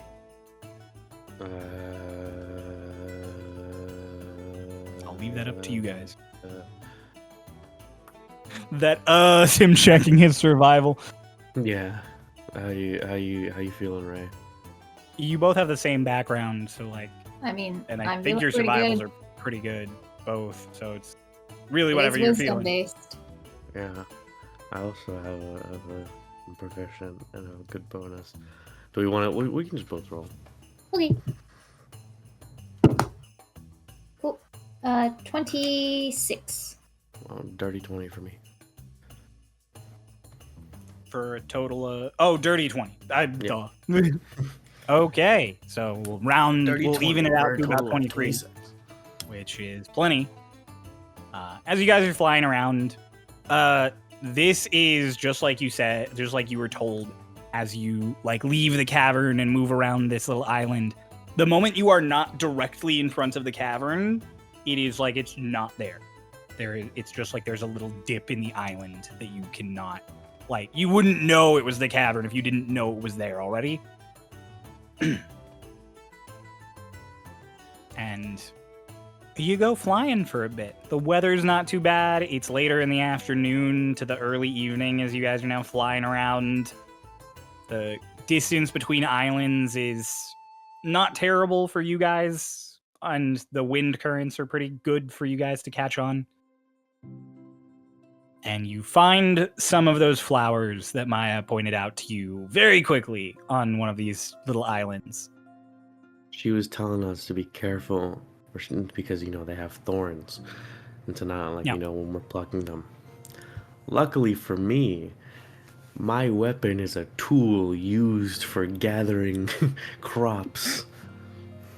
So You just I whip can- Talon out in scythe Yeah. form and like slice the vines to pull Yeah. the. Yeah. Dolus between Talon in fucking scythe form and short sword form, he lops all of the flowers off. And the very first one, you guys get like a good half a dozen. Hmm. And you take back off and you fly again. You come across a few more bundles of flowers. You get like 3 dozen of them by the time you guys are all done. They range in size. Some of them are like the size of maybe like a dollar coin versus others that are like the size of a dodgeball. Okay. So, Cool. as you guys are getting all wrapped up, at one point as you're flying along, there is a little islet that is big enough to, I don't know, you could, if you stood on one end of it, you could see the other end like 15 feet in front of you. There's like 2 trees on it. Okay. And you do see a little canoe like tied off to one of the trees. And Lotus, with your very high passive perception, you do see that there is a tiefling man sitting on the island. What Oh. color And- tiefling? He actually, as Lotus flies by and catches him, Lotus, at first you think it's just because he's sitting in like shade, and then you realize he has pitch black skin Mhm. with white tattoos up and down his arms. Dolus. I see a person, a tiefling with white tattoos. Oh, okay. Where? Over there. Is he down there? Okay. Yeah. Oh, Dolus head over. flies down. Do you want me to come Uh, with? Lotus- Okay, bye. Oh, I was It's gonna up to say, yeah, I you. was gonna Yeah, fuck it. you fly down too. You guys both land. And you land like behind him as he's sort of staring off at the horizon. And he doesn't flinch or react at all as you land. Are you Eldar Sinin? In this life I am. Okay, that bodes well.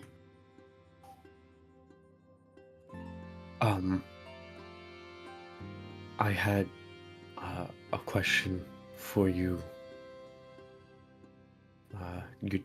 King Jura sent me here to you. He believes Did that King might Jura help send us. you to me, or did you come looking for me? A bit of both. So is it your question, or is it his question? It is my question. Then no one brought you here for this question but yourself. True. King Jura helped me find you. Much more accurate. Ah, if I may get right down to it. What do you know of the Aarakocra named Nyx? You come to ask about your mother. You know she's my mother. I see much in my dreams, including you, Iliac, and you, Aarakocra with no name. Her name is Lotus. Not if you asked Nyx. Well, we're not asking her. She is Lotus. Who are you? I am Dolus. That is not your actual question, though. You ask what I know of Nyx because you want to know what you do not know of yourself. Correct. So the better question then, Dolus, is not who you are, but what you are. He stands up and he turns to you. He is shirtless. He just has on this like sarong wrap sort of around his waist.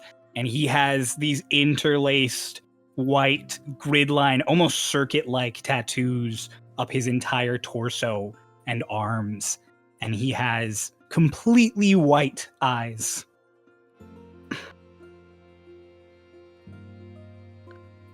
Okay, Sinin, Eldar. What am I?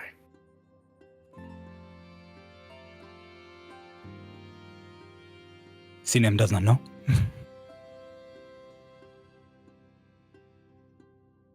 At least not in this life. Maybe in another. Behind. Ahead. I don't know. I know that you are not just Aarakocra. Oh, wow. Did your dreams tell you that? No, your face told me that.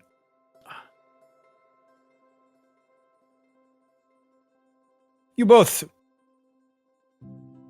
You smell like the cutting wind. She is watching you. Is she now? Yes. Let's go. Very few hear the cutting wind is watching them and say that is good. She is a vengeful air spirit. Dangerous. Maybe in another world. Another life. She might have been. Before Not or mine. after? Sorry? Another life, before or after? Before or after what? Before or after now. Before. And what would she be after?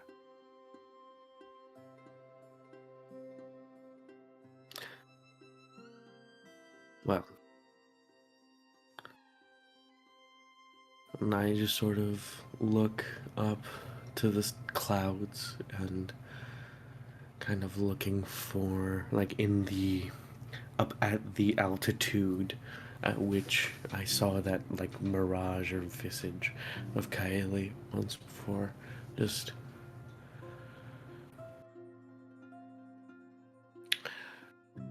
well, one can only hope that she would be kind. And what will you be after, Dolus? Sorry? You see, you worry now that you are Aarakocra and man. But maybe after you will be Aarakocra and monster.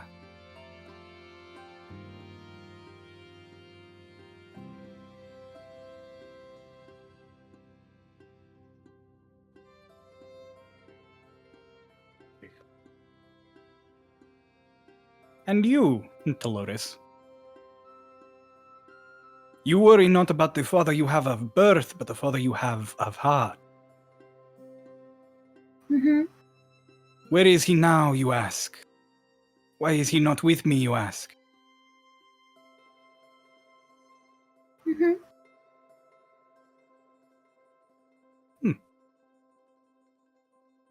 Perhaps he is with you. In a way, only he can be now.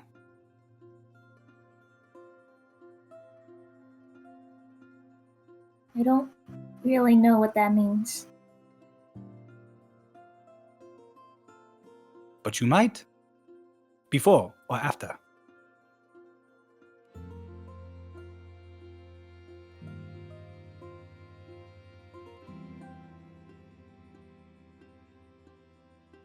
I have met your father. Both of your fathers. The redhead swordsman wanders these isles now.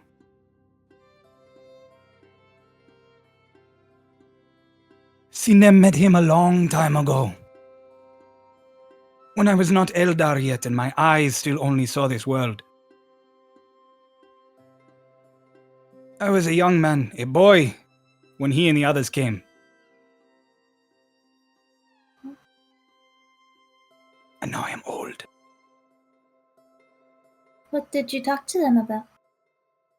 Oh, the Eldar of my time spoke to them of the gateway.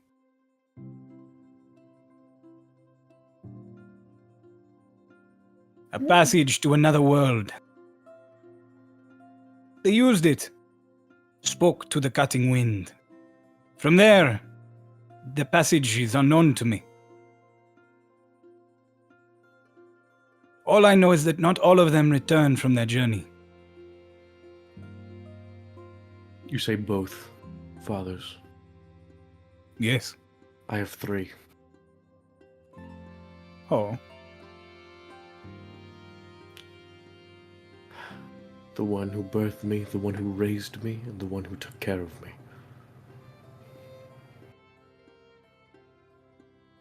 I have met 2 of your fathers. I do not know the one who raised you. He was a good man. And he was hung for it. As many are. But he is still with you.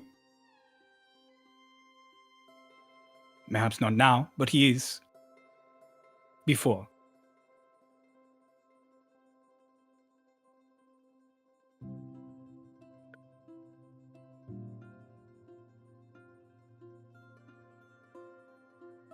Sinnam, do you see the future?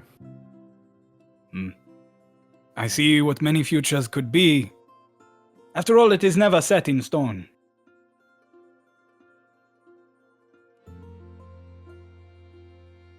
Do you want your fortune read? No, I have one more question.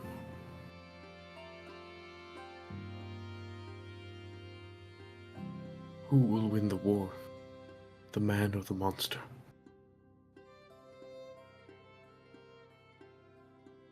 Whoever you choose.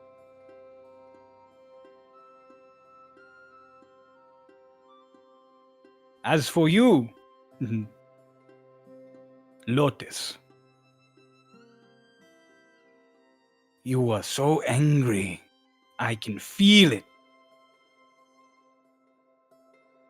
And then you were given a name and a life, and friends and family, and now you are different. Yes.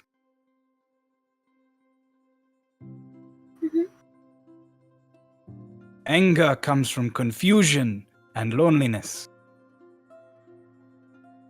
So, do not let yourself be alone. Right. Go now, you both, unless you have any more questions for Sinem.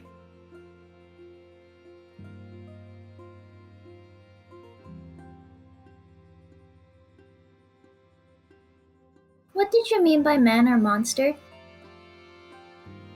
It is not a question for Sinem.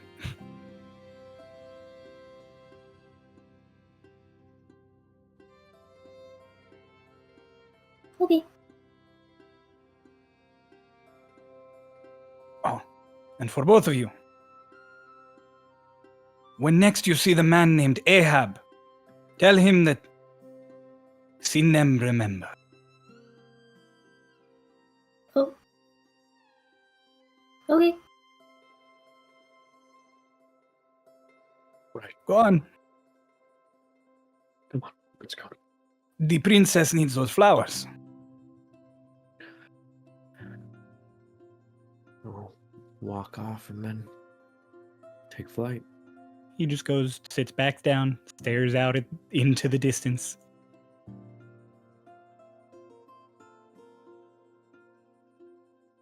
That was weird.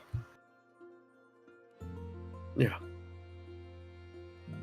Him talking about the before and after kind of reminds me of when Hick would talk about, Meridian? Oh, it's like just the time being weird. Mm-hmm. I can see that, yeah.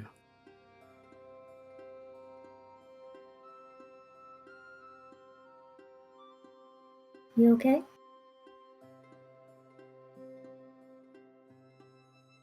Yeah, just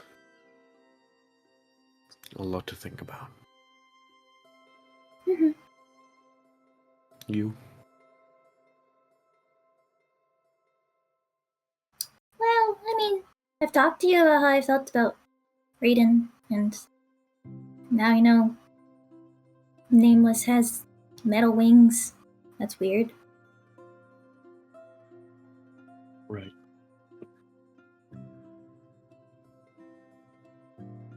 Yours are better. They're still fluffy. They are still fluffy. And you can move at impossible speeds without needing metal enhancements. And so, you know, in this race, I think there's a clear winner. And if there was a race, she would probably be disqualified.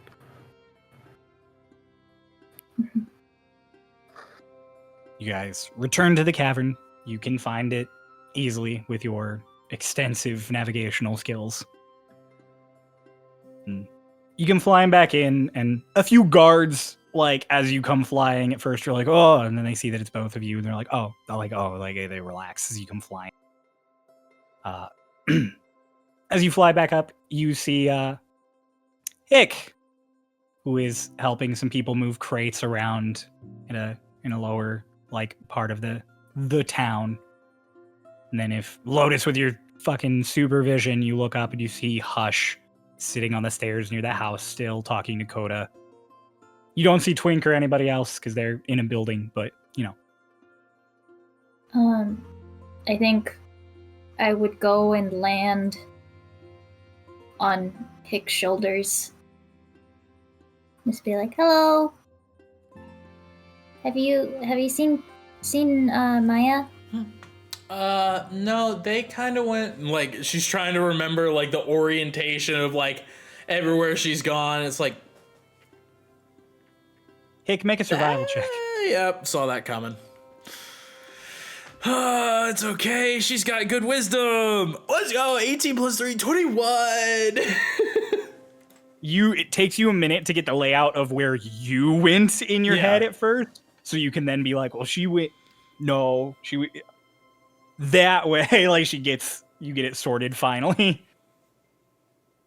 Okay, thank you. As Did it Hick, as go you're helping well? like a bunch of these Genasi men move crates, like Lotus lands and everything, they start like they're clearly like teasing you in the language of like in one of their like primordial languages that you don't recognize. Lotus, as you land, you can kind of overhear them just being like, "She's trying so hard. Yeah, she's really doing her best. I bet she couldn't swim well at all in that kind of armor. No, absolutely not. Like they're just like they're just like mildly ribbing Hick as they're like handing her crates and she's stacking them. Hey, don't talk mean about my friend, please. They're talking mean about me? No, like all three of them are like, no. Then one in Orin is just like, okay, but it's kind of funny. Like to you, Lotus. At least let her defend herself. Okay. You look like you drown in 3 feet of water. I can swim. I never said you couldn't. I just implied not well. Okay, bye-bye. Okay, Lotus thanks, takes Lotus. off.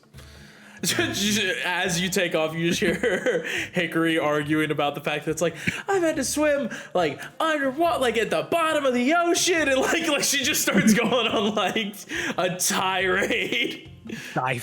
Defensive tirade. Yeah.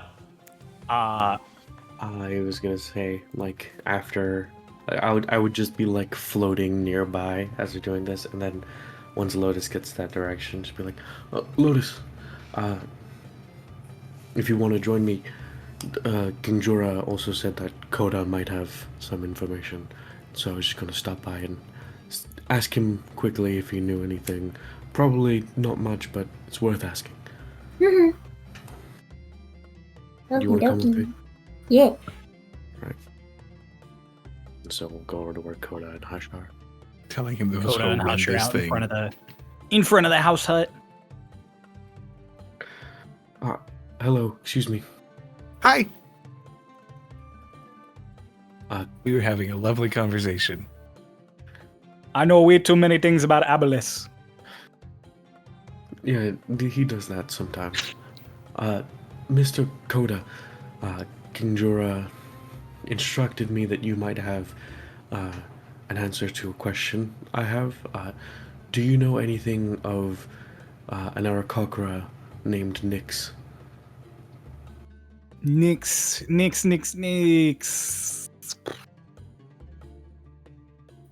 Oh, the pigeon Arakocra, like, yay, hi. She's a bitch. Yeah. Checks out. Well, Is that I mean, all you- that's what Koda know about her. She's a bitch. I mean, Koda's. I've been on a trip once or twice into the plains. I've met her. Did you ever She's see kind of her- rude. Did you ever see her having any sort of what seemed like more than just cordial relations with any kind of regular humanoid? You know, she came over here to this plane a few times. She came to Gui when I was younger, a few years ago. All right. I remember she talked to the usual trade hands. Talked to King Jura, but I don't think he remembered her too well because he has lots of people come visit him. She talked to Maya. Talked to Maya a bit. Right. That's Great. the best I can give you. We were never you. really conversational. She was kind of rude. She didn't like my tattoos. Yeah, she doesn't like most things. Thank you. I appreciate that. He points to Hush's. Hush is like faced away from him and he mouths at you. He's like, please take him. Ash is like holding like 2 little sacks in his hand. One of Hush, which do you is wanna kind of come with mangled. us? Hmm? Do you want to come with us? What if? Do you think you have enough information? I think I got more than enough, little brother. You good? You good to go? You Where are you you're guys good. going? Maya. Oh, sure, yeah. She's down at the apothecary, like right over there. He points at the roof of a building that's not far off. Thank you. Sure, yeah, I can come with. Okay, let's go. Thank you, walk up. Coda. Of course. Thank you for telling me how nautiloids make babies. It's really fascinating. Yeah. Hush, why is it always the baby making? Well, I told him like everything that I knew, and then I told him more than what I knew. He asked about like how to fight them and like what happens with them, and I thought you should know where they come from at the source. Okay. Well, I'll give you a word of advice. You don't need to know that. No, you do. Like imagine. I would like to concur that the knowledge of where purple worms came from was key in getting rid of them. Okay, coming from correct, like the place of origin, yes, but coming from biologically is a different story. You know, if we face off against a beholder, if a beholder showed up here, for example, how will the knowledge of how that beholder reproduces help me in slaying it? You know not to put it to sleep because sometimes they can make new beholders when that happens. Bad example. If there's just like Dolus, you're like bad example, but you also have a moment where you're like, wait, that's where new beholders come from? Like, you have a moment like, what the fuck? Yeah, it's just like that. Okay, bad example. Anyways, if a dragon showed up, how would me knowing how they make babies help me in slaying it? You would. Dang it. See, it doesn't most of the time. No, give me a moment to think on it. I'll probably figure something out. Okay, so we go to the apothecary. It takes you like less than 2 minutes to walk just down around this corner and down the street a bit. Open the door. You open the door, and there is Lena and Twink at two mortar and pestles. And Maya's sitting in a chair, staring at both of them like, is anything happening now? Oh God, Maya. Oh God. Oh God. Oh God. Oh, No, God. it's fine. Huh? Hello, Hi. Oh, hello. I found Oh, flowers. we found a lot. I have a new eyeball. Oh, Sorry? She has a new eye. Lotus, you especially with your perception can easily tell that she has a new eye. did you do that, Twink? Why would you think I did that? Because you're good with metal-y things? You gave Hickory a new hand. Technically, Fairmont did that. You installed it. Yeah. You gave Hickory it. lost her hand?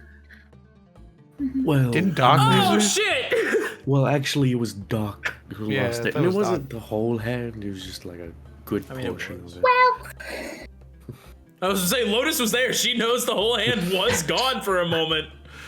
well. It Let's not wasn't talk the whole about- hand, and Lotus goes, well, and you're like, huh? Huh? Anyways, The we cat. brought the flowers. Huh? Where do you want us to put this? We got Oh, about 3 dozen. you can actually, in the stuff that they're grinding up now, you guys can just put it on the table and they can add it. Okay. You don't want these. You know, I We think there's wanna- been enough time, Maya. I think you should be able to do this now. I don't know. I'm worried about my face, Twink. I think it's good. I don't know. I think it's better if you just keep observing there while I sit here. She like leans back a bit. Jura. He can't hear you. You can if I walk closer. But then you wouldn't be monitoring my face for melting. It sucks if your face starts melting while I'm gone. Hold on. I will get a third mortar and pestle and join you. She says as she goes and gets one. Maya. Yeah. Before you start doing whatever you're about to do, I talked to Koda, and he mentioned that you've had interactions with an Aarakocra named Nyx in the past. Pigeon Aarakocra came to Gui. Pigeon Aarakocra. I mean, I've met. Make a minor illusion of her, but I hold my hand in front of like Lotus so she doesn't have to look at it. Oh yeah, I do recognize her from when I was younger and going through my awkward phase. What do you know of her? She found out that I was interested in magic, and she came to ask me a bunch of questions. What sorts of questions? About magic. She thought, I mean, there were rumors going around the city that I was like a little prodigy witch, which wasn't true because I'm not good at magic. But yeah, so she came to ask me a bunch of questions, and I mean, I told her some stuff that I remembered from books, and then she realized I didn't actually know a lot, and then she got kind of mean.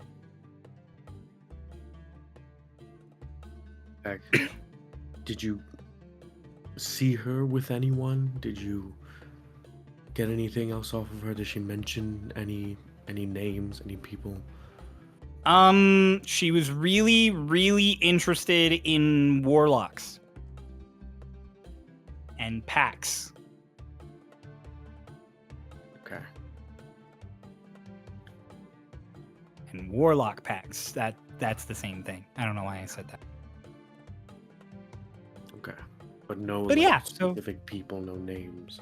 You I didn't see mean, no, her I with mean she anyone. asked about the genies because they're in charge of the planes, but that just kind of made sense. Okay. All right. Thank you.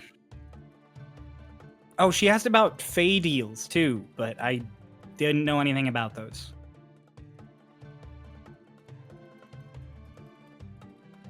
Okay. Like selling your soul or your firstborn or that sort of thing. She just, I don't know. I was like 13 and she was just a weird adult asking me questions. Thank you. Sorry that you had to speak with her. Oh, I mean, it's okay. Do you know her? She's my mother. Oh, I knew your mom. I mean, I didn't know I met your mom. How I It's a small world. What'd you say, Coral? I just said how I met your mother.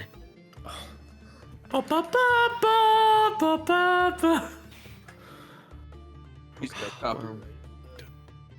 DMCA. Dolus, Yeah. I thought of a way you could be a dragon by that. Most dragons, a lot of them reproduce asexually, so if you're in a cavern and they have eggs, you can assume that there's only one and you don't have to worry about another one coming. Is that just to Dolus or is that to everybody? That was for Dolus, but it ended up to everybody. Oh, but God. What? if they reproduce asexually, that doesn't mean that other dragons aren't around.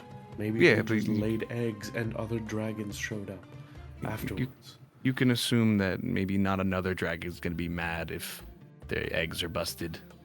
You just asked me what good would But that doesn't knowing help how they me. reproduce No, help them in no. battle. No, I said, how will knowing how they reproduce help me slay one? That was my specific wording. That didn't help me slay a dragon. Maya gets up from the spot with the mortar and pestle. And she comes over as you're both talking and turns you both to the door and just like walks you both out as you're talking about this. I gave you what I have. And then she turns to Lotus after she takes us both out and is just like,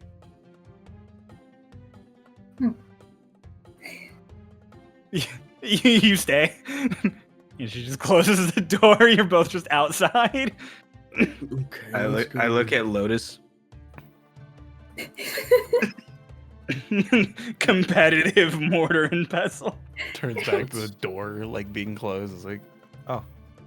Let's go see if Hickory needs any help with helping people around the I should village. put these away. They can. What are those?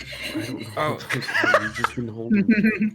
They're sacks of Holding- they're sacks of poison that could paralyze you for 3 days. Put it away, please. Put them away. I don't- He walks back to his hut and just kind of puts them near You his want me to stuff. Put away my sack. I have 2 of them. Hush, you walk into your hut and there's fish all over the floor and it does not smell good.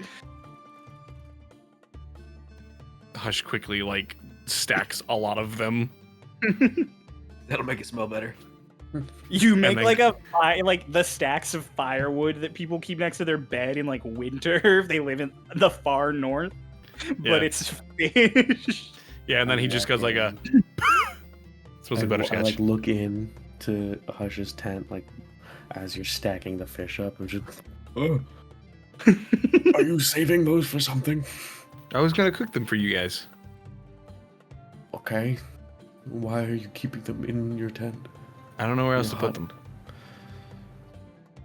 Dolus, You have with a- your knowledge of hunting, these fish must be cooked soon. You maybe we could start making lunch now. It would definitely be dinner. We can start making dinner now, is what I meant to say. Okay. I would like to cook you all dinner. I'll help you. Maybe I can, or do you not want me to help? I want to make you all dinner. Could you maybe put together a fire and I will fillet and cook all of them for you all? Sure. I'll go start a fire real quick, and then I'll go see if Hickory needs any help. Can you make me bread rolls because I won't have anything to eat? I can make you a meal. Okay. You're making fish. He doesn't eat fish. He's vegan. He doesn't eat meat. Vegetarian. What'd you say? Ian, you're so far away from your mic that it sounds like you're just talking to the distance. Marcy, I need you so badly to just extract that extremely quiet clip of Ian going, vegetarian. Because it's so distant. I love the thought of it bass boosted but quiet vegetarian. Like a reverb, echoing in a Vegetarian. It's So like when Crow and I were playing Minecraft and a centipede scared him and just cut up. Hick, as Yeah. you finish helping down at the docks, the dudes take off a bracelet of beads and give it to you as they're just they're like, here you go. Oh, thank You you. can use it as a floaty when you fall in the water. At this point, I think she's kind of like, yeah. Let me know. It's playful. It's definitely playful. She's They're not like, acting. yeah. She's like, yeah, guys. Let me know when you freeze to death in the ice home desert. We ain't going there. Smart move. You return to the upper levels where you find Dolus and Hush preparing fish. I'm cooking you guys a meal. Hickory has a small moment of, have we ever seen Hush cook? Nope. So she comes to that realization and just, okay. He's filleting fish. How well is he filleting the fish at least? Play rollies with me.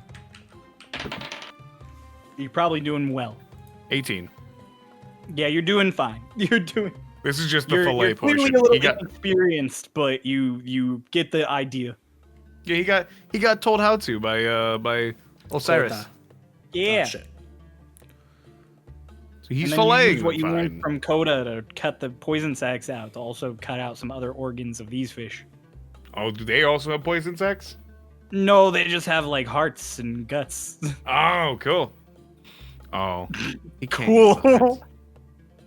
He'll keep the hearts. Lotus, Twink, and Alina, I suppose. you guys finish your competitive mortar and pestling that Alina at no point joined in on and just kind of watched as you guys got more and more aggressive. It's a hand switch. Twink definitely got tired before Lotus did and had to be like, other arm. Amazing. And then finally Maya's like, okay, it's powder. It's a powder now. You can stop. It's a powder. You can stop. You can Lotus stop. is borderline starting a fire in hers. Fucking like a jackhammer. And just no. You can stop. You can stop. It's fine. It's fine. We're good. I'm good. Thank you.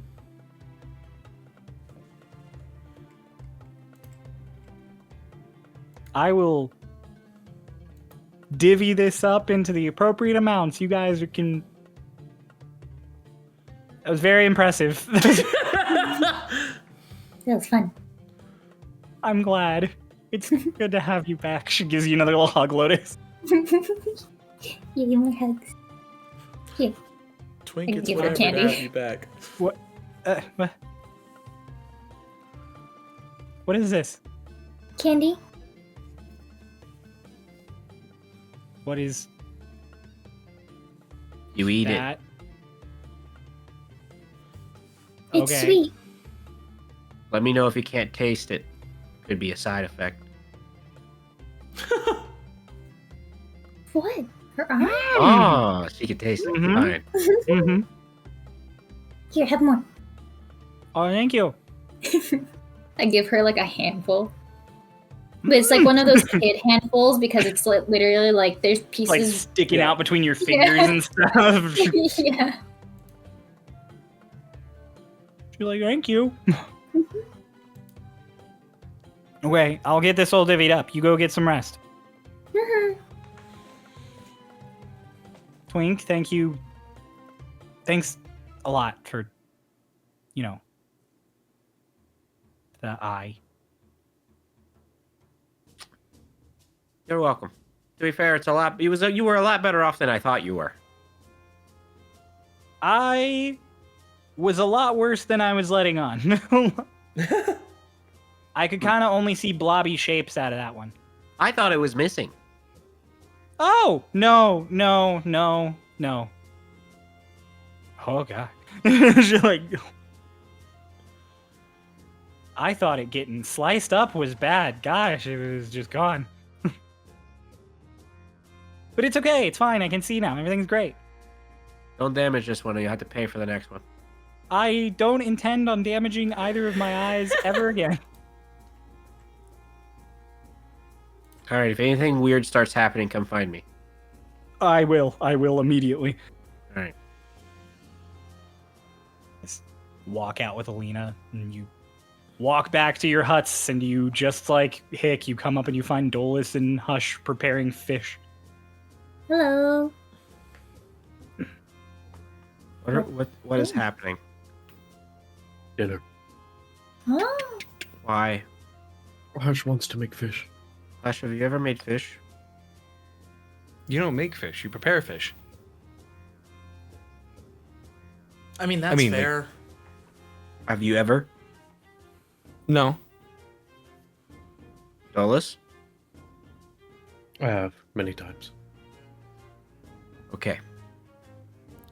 I'm sorry, it's really funny to see Kay, because I know what he's doing. He's acting like he's like throwing the pan, but your hands are completely below camera, so it just looks like you're randomly No, jostling. I'm not acting like I'm shaking up my Chipotle bowl. That's even better. Dolus has Chipotle. Noah.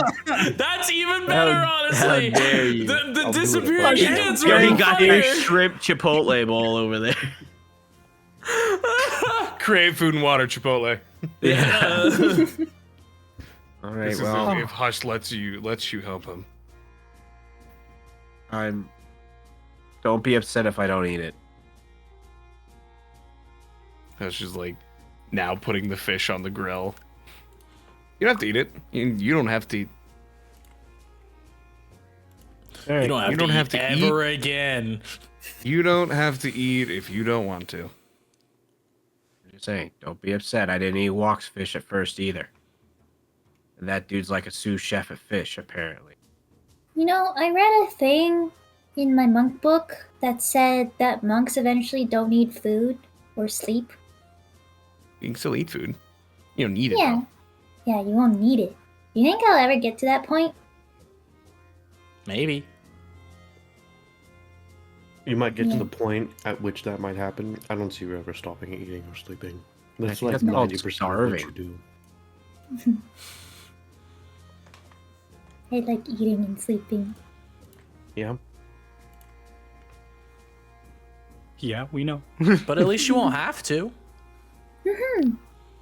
That's just definitely fucking up this fish already. as Hush, you hush, put it. hush, wait, no. Like I'm not. I got it, I got I'm it, not gonna I got tell it, you. I- No, you. Please, got you it. don't. Got it. I'm not trying to tell you what to do. I'm just saying, maybe you see how it's burning here. It might not do that if you try doing this. In my experience. Hickory just very gently like reaches back and pats Hush and goes, "You'll do great." And she casts guidance on him.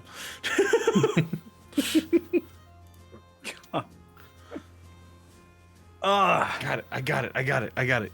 You just don't want them like that black. I got it. That black. We don't want them at all black. Hush. Hush. Play rollies with me one more time. You can add Okay. guidance too. Let's go. Can I just choose to fail? Yeah, you can I'll- always I'll roll it, I'll fail roll at it. my favor. I didn't have to. I rolled a 1. I'll roll guidance. Just for fun. 3. You succeed because I rolled a 2. The only way you could have won is guidance. Baby. I choose failure. No. You can do that. I allow that. I want You this to be the actually worst choose to food fail. ever. Yeah. Hush actively ignores every tip and hint given to him as he cooks. Hickory's just And he- watching this all get more and more fucked up. He makes you the most rubbery, overcooked fish. No seasoning. No lemon. He forgot about the other ingredients. He plates it all up and starts handing it out. Alina's Oh, like, wow, this thanks, looks- Hush. And at the moment Hush turns away, she's just like, just goes flying. This looks absolutely like it was fish at one point. It was. It was. It's It still is, delicious. though. Alina puts her empty plate down. Oh, you must have liked that a lot. Here, I'll get you another one. As Hush is looking down, Hickory just... No, wait, she hears that. I was gonna say she wrist pockets. You wrist pocket the plate with the food on. Nope, because Hush will just think it's good. So she just like kind of like, she picks up this brick of a fish and just like, no, I can't.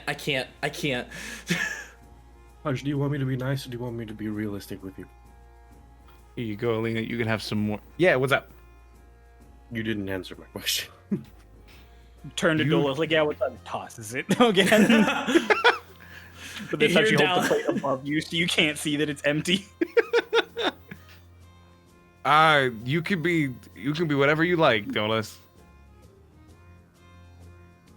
You tried your best. I won't be finishing my plate though. I'm unable to eat this. Is it Uh, you allergic to fish? no, you overcooked it and didn't season it. Lotus, you like it, right? Like a little bit of like, not soot, what is it, like gristle, just like. God. Lotus, you like it, right? Lotus is eating it, but she's very clearly unhappy about it. Just unhappy and unpleasant. Just Hush. Next time, maybe we can do something tomorrow for lunch, but won't you let me help you learn how to make the fish so that then when you make it, it'll make everyone really happy. Oh yeah, that's fine. I just wanted to see what my raw talent was. Not much. Yeah. it is not raw. Your raw talent is not raw at all. It is the opposite of well raw. done. You've gotten at your foundation, and now we build up from here. Oh, Okay. yeah. But I mean, like everything. I mean, it's fine. I can just presto, The one that Lotus is eating, and it just tastes like soup. That's cool. It tastes like something else, but it still has the consistency Yeah. of a rubber band. It tastes like soup. Actually, in the meantime, I snap my fingers and I cast Create Food and Water, and on all of the plates, there is now like well cooked fish, like seasoned well and Oh, like thank God. properly presented with bread and salads, and there is like a large salad bowl with a lot of Hush's like favorite things, like, you know, that I've picked up from what he's been eating You like so tomatoes? far. Yeah, like just like picking up from what he's been eating so far along our travels and what he responds positively to. He very much And- likes little cherry tomatoes that he can pop in like grapes. A bunch of them are in there. Yes. Mixed in. It's like a big Ew. old bowl. He looks over at Alina and is like, "Oh, Alina, are you gonna eat that one too?"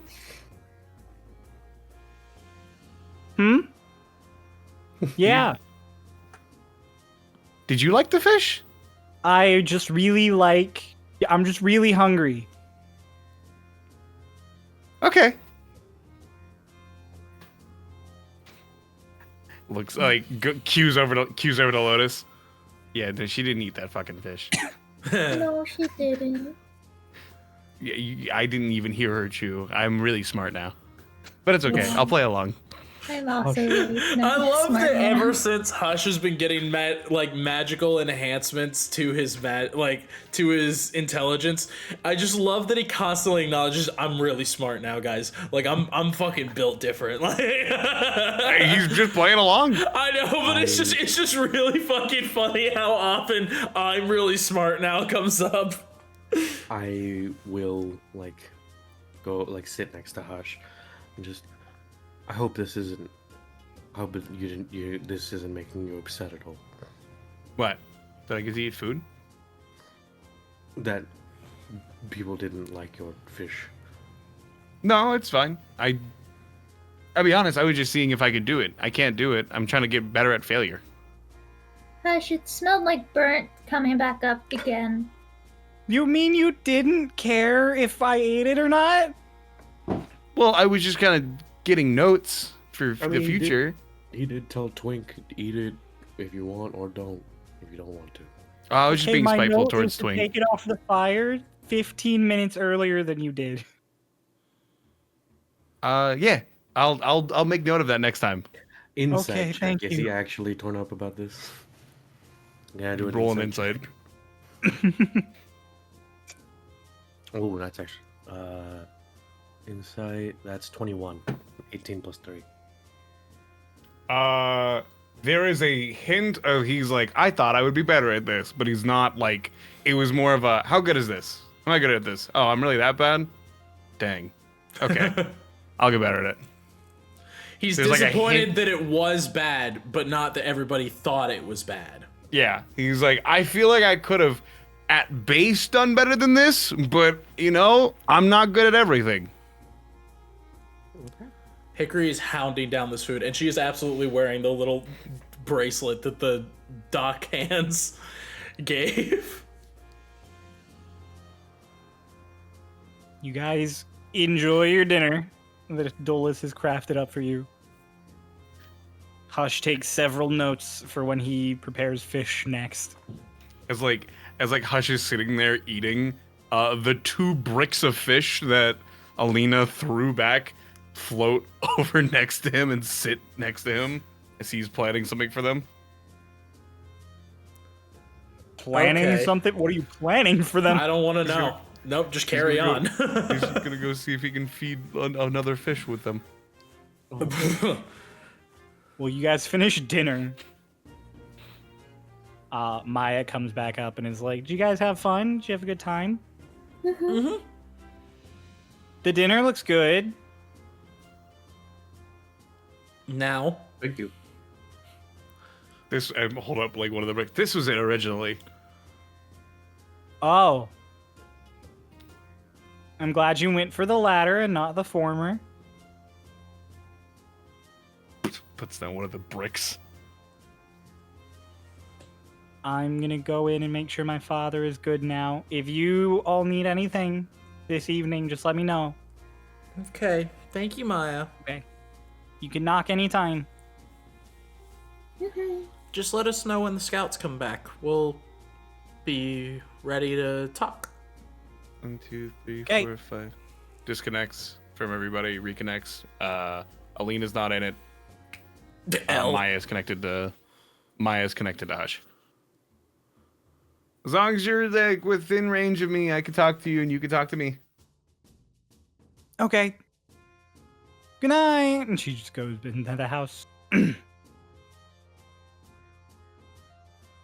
How are you guys splitting up your little hut? There are extra huts because there's enough for a dozen, and there's only 8 of you, so 7. So you can split up into, like, if some of you want to sleep alone, there's that option.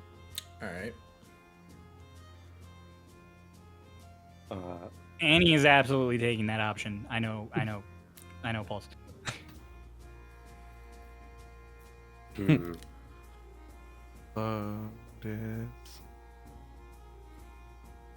Yes. Yes. Okay, Lotus and Hush take one. I wonder. Me and Alina go to the one that we already were in, and then Dolus pushes one of the beds closer to the other one. Oh, you make a big bed. Yeah, I put my Minecraft bed next to hers. All right. There are 6 of the huts, and one of them is being shared. So Twink and Hick, you can each have your own. Yep. Where you can share. I'm gonna go into one. Yeah, I was like, I know Twink's gonna choose his own. Well, it's like one of those things. I'm gonna go into one. If you also don't go into that same one, then I will be alone. Yeah, well, you don't have to be one. You can join If you Twink. go into one before me, I'm going into a different one. All right, Alina. Now that you have this big bed, I'm gonna go sleep with Twink. If I go into, but here's the thing: if I go into one with you, like Hickory just kind of like follows behind and she's like, "You cool with this? Okay, you're already looking at me weird. I'll just go to the other one." You want, I guess.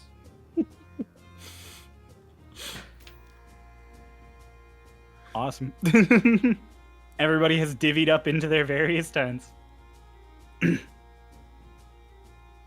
Yes, Crow. Hush, as soon as like everyone's like all set it in, Hush would like poke Lotus, be like, "Hey, wanna do some fun?" I saved a bunch of the fish stuff, and obviously there's a lot of leftovers. Do you wanna go see if we can find a shark?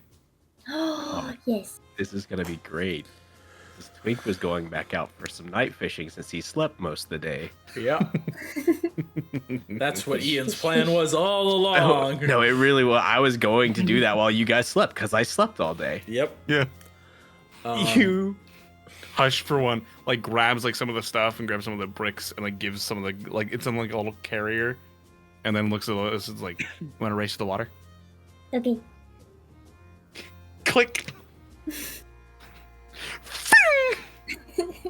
Mimi. Yeah.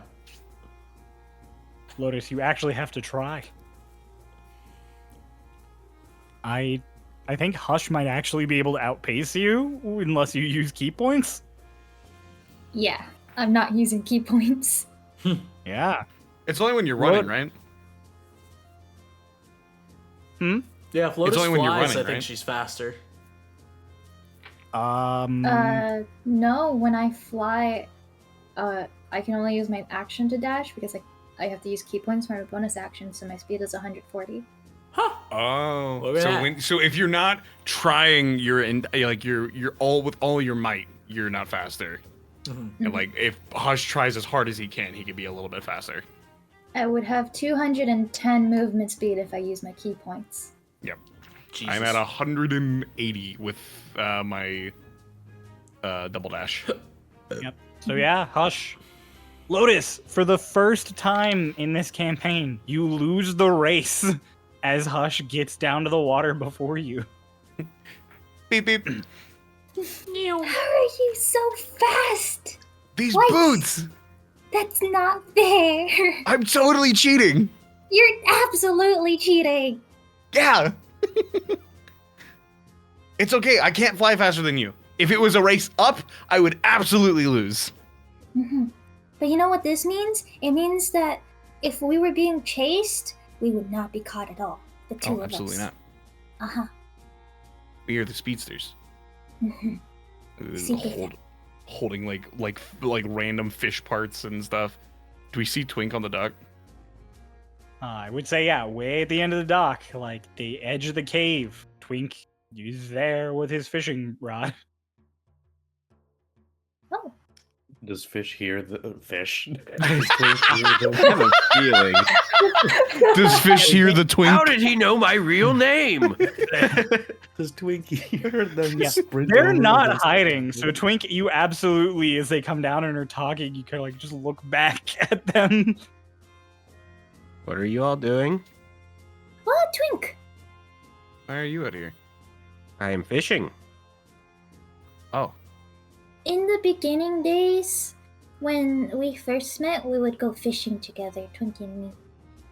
oh. Okay. I wanted to come out here and feed the fish. And find a With- shark. With fish? Yeah, fish eat fish. A shark? I'm gonna suggest you go to another island for that. Why? Because people live here. I doubt we want to attract sharks to the area where people live. What if there's already a shark here? That's different. Well, is it okay if I look for the shark? We can fight the shark. Shark has had it too good for too long. That's not that, guys. That's okay. I completely have faith you can take a shark. But also, this will then become a feeding ground for sharks because they'll know that there is food and things here for them. And so they will come here regularly and endanger the people that live here when they are in the water. Are sharks that dangerous? Hush cues back to Lotus. It's like, let's not listen to him. Let's go. Ooh. Do we want to just in that? Do we want to fly over? Maybe I could turn on my spotlights. Mm-hmm. We're gonna go over there. Bye, Twink. All right. You need anything, just yell. We're fast.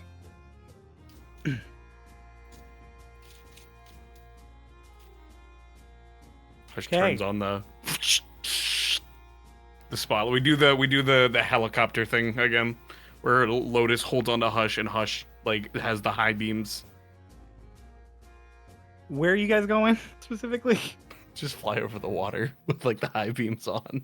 Yeah, you fly out of the cave and just over the water, just outside, with the high beams on. I'm sure that's not unnerving to anybody who's looking out at the mouth of the cavern and just see two giant fucking headlights.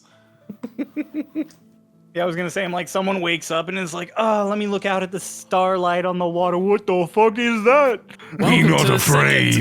Welcome to the second time the kids are about to cause a lockdown in a fucking refuge camp.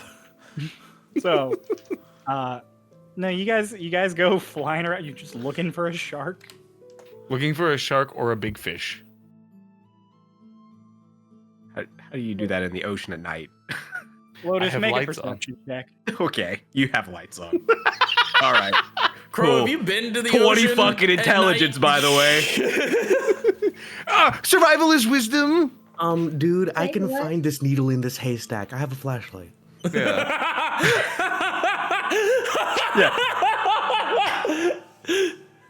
What am I rolling? You're rolling perception.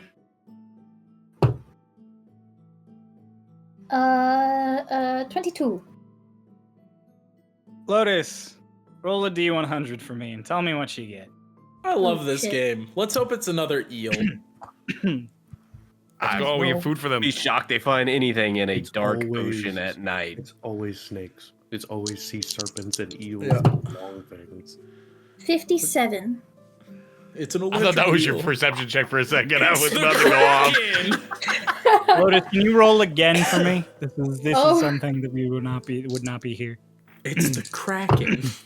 The Thorask would not be under the water. He doesn't have 2. his chart. Oh. Oh. He Or doesn't- is it 20? Is it 2 or 20, Ray? It's 2. I stared at it for a little bit longer to make sure. It's 2. All right.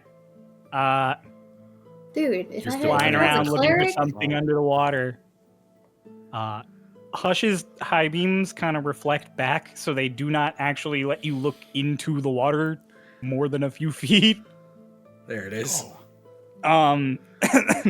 Lotus, you get the idea that it might actually be easier to see things in the water in just the moon and starlight that's out.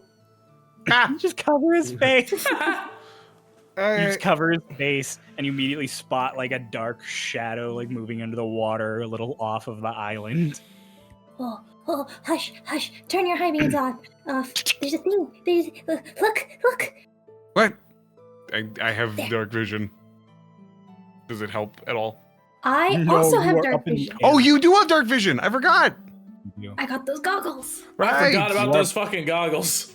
You are both up in the air though, so like it's not within the range of your dark vision, but because of the starlight, you can see out in the dim light something in the water. We follow. It looks like a little bit bigger than a person, and it is generally fish-shaped. Toss some of the food down into the water. Food. Toss a bunch of the food down into the water, and whatever. There's some fish guts is in there. comes over. It looks like it's eating it as it's sinking, but it doesn't come up. Toss a little bit more of the food in the water. What's your game plan? If it won't come up, I will hold a piece of very bloody meat above the water to see if it'll come up at least a little bit higher. Do you want me to have Kyle ready? I mean, I'm not gonna be holding it myself. I'm gonna float it. Oh, okay. If anything goes wrong, I'll shoot it with the Eldritch Blast. Okay. Or I can bring Petrie out here. Oh, All right, you guys are. It does not come up. Like it waits for all those bits to sink and seems to eat them, and then it swims around that area for a little bit. But it's not coming up. All right, I will float the little piece of bloody meat and I'll like splash it in the water with my mage hand. It's a distance away from us, at least 40 feet. 40 feet. Okay. There's a splash of water as something comes up and grabs the meat and then just into the water. Do we see it? Lotus, make a perception check. What is it? Ooh, What 30. is it? Oh! With your dark vision, you see the snout of a dolphin come up and grab this meat and yoink it down. oh, oh, Lotus, I'm a level with you. You don't know what the fuck a dolphin is. yeah. That was a shark. Oh, it's a shark! It was a shark, but it had a really long snout. Wait, did that help us touch that shit? What's his name? Yeah, Oh, it's got a long snout. what was The what goblin was They the- have snout. They have What's- snouts, yes. Yeah, what's the one dude's name who like paddles in? He told Hush about a bunch of sea creatures. Coda. Coda. Yeah. George He Washington. told. Just from the knowledge of a shark with a snout, you do not know what it is. Like you're not gonna be Oh. able to get it. Oh, From he that. didn't tell Hush about dolphins. I mean, he would have. But you wouldn't. Your brain would not Oh. correlate shark with snout with a dolphin. Oh, dang. Okay. That's kind of like going, oh, the movie with that guy, and you're like, ah, yes, of course, 21 Jump Street. I mean, I think it's a little different than that, but It's sure. like that movie with Channing Tatum, and then you're There like, you go. And they meant Magic Mike. Yeah, there you Yeah. go. Yeah. He There you go. I got didn't you- just I say got you thing in the going. water. Yeah. You know, So Hush should- you're just like, Hush- oh shit! It's like you just believe you would. There's no reason you. Yeah, would no, think there's no Lotus reason is for me to. wrong. Like you're just like, yeah, it's a shark. Cool. Yeah, cool shark. He just like tosses the rest of the food up and like hovers a little bit up at the top for the rest of it. Yeah, Is he I just mean, like just meat gets yoinked underwater? Oh, he? Can we name it? yeah. What do we name it? Brick. Okay. You name the shark dolphin Brick. Brick with a B. Brick. Because he was eating some of the brick food. I'm gonna name my next cat food. I'm gonna name K Chipotle. Name it tuna. Can of My cat, spaghetti. tuna. It's like he puts the rest of the food into the water, and Hush is just kind of like is very content with seeing the smallest bit of a shark. Twink, Like, make we a found survival check. 18 sharks converge. And eat 15. Twink. What'd you? 15. Yeah, 15. Okay. I mean, you get fish. Not as it's not your best draw ever. Yeah. But there's a lot of fish that you've never seen before that you fish up, and you're like, all right, I don't know what this is, but neat. I release them all, so. Okay. Yeah. You just spend a couple hours fishing. You see the bird. You see the bird. You see Lotus and Hush every now and then fly around, and like little sparks of magic here and there as Hush summons mage hands or turns his headlights on and off. Hey, I thought they left the cave. Would I be able to see them? Yeah, they I can didn't still fly see way them? off. They're just Okay. out in the distance. In front of the I cave. assumed it was like enclosed. I didn't think I could see past like. You can see straight out a ways. All right, cool. After we've thoroughly used all of our food, and there is no more action happening on top of the water, Hush be like, okay, bye, Brick. Can you say bye, Brick? I can't say it out loud. Bye, Brick. There's no vocal response. Bye, Lotus Bye. and Hush. What the fuck? Bye, Lotus. Good luck finding your dad. Yeah, I was about to say. Bye, Hush. Good luck killing your dad. Yeah. Whoa, he's been here for a while. Those kids, they've got daddy issues. He's been following us. This one fucking dolphin. That dolphin is a Starlost. Starlost Brick. Brick. That's our next one shot. No. Also known as the Sharkless. You return to the cave. Twink is still there fishing. Sharklost. He is currently tossing a fish back into the water as you fly in. Hello. We saw a shark with a long snout. We saw a shark. We named it Brick. Had a snout. Yeah. All right.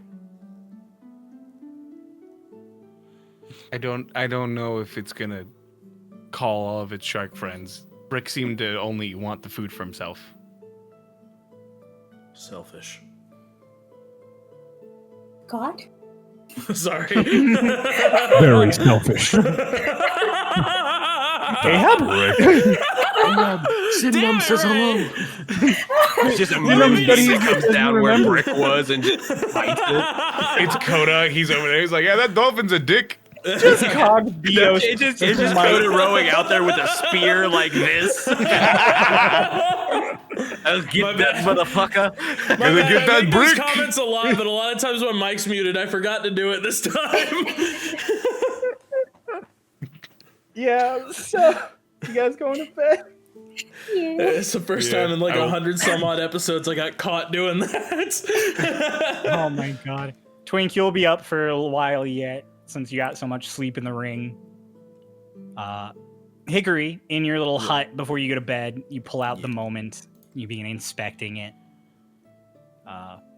You do a full identification on it. You spend the full like short rest amount of time to really dig into your sword.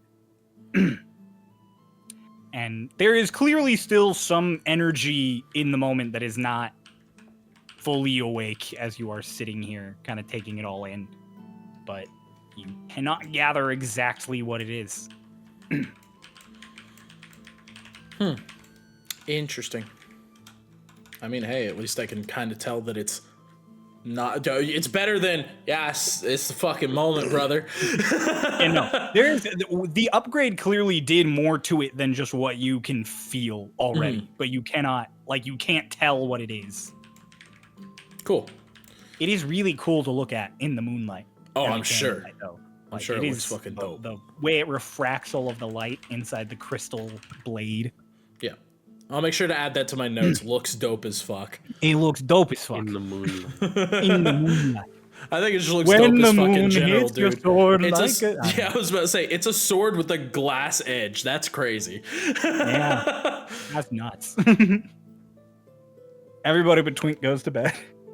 Let's go. Time to go fight Dream Demons. Oh, you got stuff? What are you doing? I was gonna say, Fucking sorry. as I'm laying there, you forgot to mute your mic again. No, I think you should. have No, left that one was on out, too. purpose that time. Dolus definitely is having. He is not going to bed immediately. Like he's not, like going to hunt sharks or anything, but just like laying in bed, and then after Alina has like fallen asleep, just reaching my hand out and like my hand off the side of the bed and just like pushing it to its limits of how much I can morph its form and its shape, like making it super flat and wide, extending all the fingers in like different directions, like opening a mouth on it, like just weird fucking creepy body horror ass shit in the dark under the moonlight. And after like a while, after like a couple of hours, like he is trying to like push his limits farther, like even when it starts hurting, like keep pushing onward to see if he can like go just that little mile further. And after like a couple of hours, he's like sweating even like a bit, like it's a strenuous activity. I'll try and get up without waking Alina, but if she does wake, I'll let her know, like, we're just getting some fresh air. I was about to say, I'm like, Alina stayed up with you for a little bit and took like notes on your process, and then at some point, as you're like warping your hand, you looked over and she was just like, and she was out. Yeah, she stays out as you step out for fresh air. I will. Is there like an edge anywhere, like a cliff or like a oversea, or is it only like land leading to ocean? It is like just cavern down here. If you fly out, you can just sort of like land on the island pretty much anywhere and have like a view out into the ocean. Okay, I'd like to do that. Okay. I fly out. As you fly out past, you see Twink on the edge of the dock fishing. Okay. Twink, you look up and you see Dolus. Right, Dolus just flies past. I just go and find a ledge somewhere, and I look out. Actually, sorry. I'd like to go to the highest point of this island. Okay. Like the highest point I can find. You fly to the highest point. There's one tree up here that has some vines dangling off of it that have been like cut, and you realize it's what Maya was talking about when she said it was like there were flowers here, but there aren't anymore. Okay. And it's just a little hilltop, really rocky and craggy. You kind of like land on it, and you just let the wind flow past you. there's a lot of wind in this whole area, especially at night. Like, I don't know if you guys have ever been on a tropical island at night, but there's a lot of wind. Hmm. I haven't, but no, I'll take your word for it. And I just breathe in the blowing wind, breathe out, and just I speak out to the wind itself. Gaeli, are you there? I saw you. I know you're watching.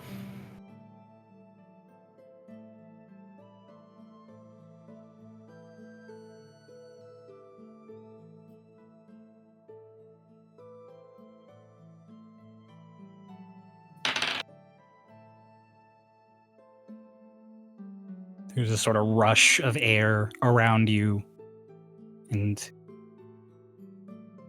in this sort of flow of air along the dust and the sort of specks in the air that it picks up, you could see the outline of a woman.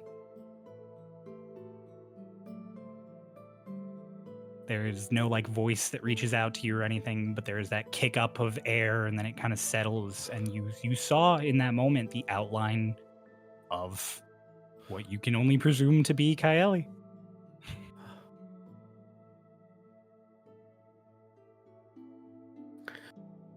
It's been so long. For me, at least.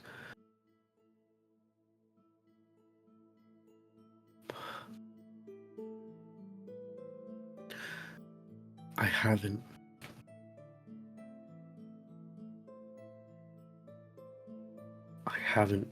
forgotten what's important.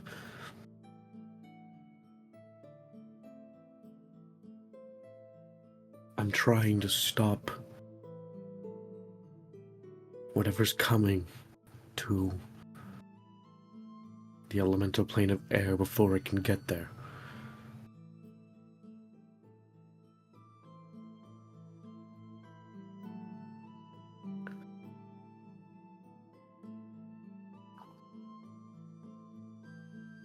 I wish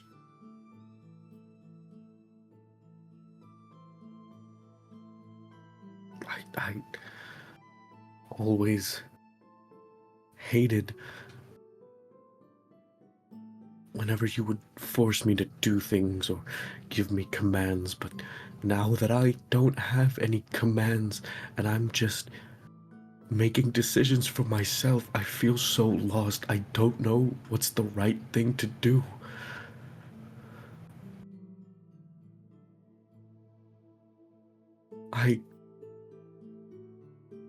I wanted to grasp control so badly, and now that I have it, I don't know how to wield it.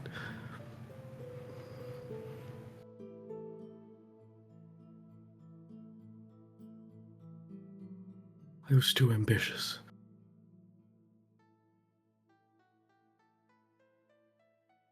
But I'll make it right. No matter the cost.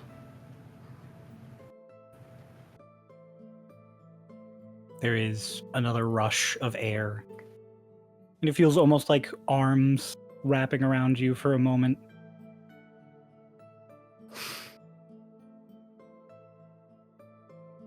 Please.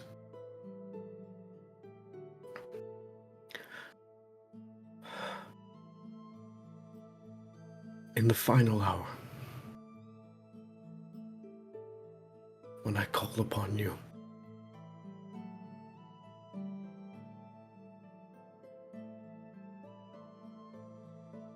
be the wind beneath my wings.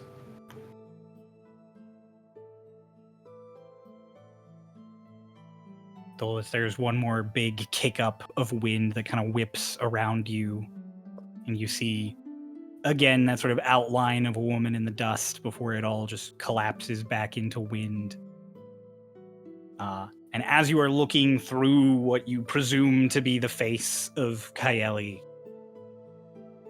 As the dust and wind settles down, in the distance you see a cloud that, as the wind dies, you hear, or you see a flash of light. And then there's just the clap of thunder reaches your ears a few seconds later.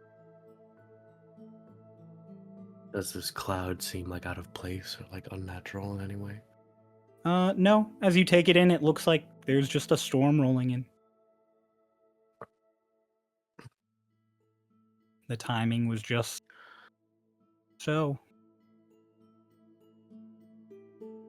Right. Twink down in the cave, you hear the boom of thunder after a few moments.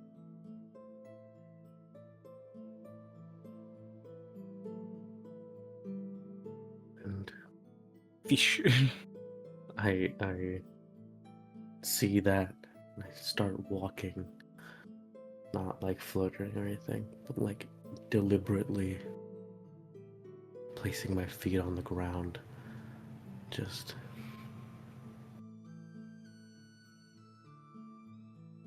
look downwards at the ground beneath me. Just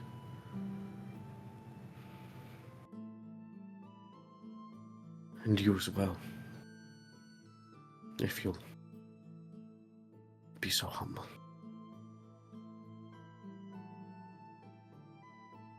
And then I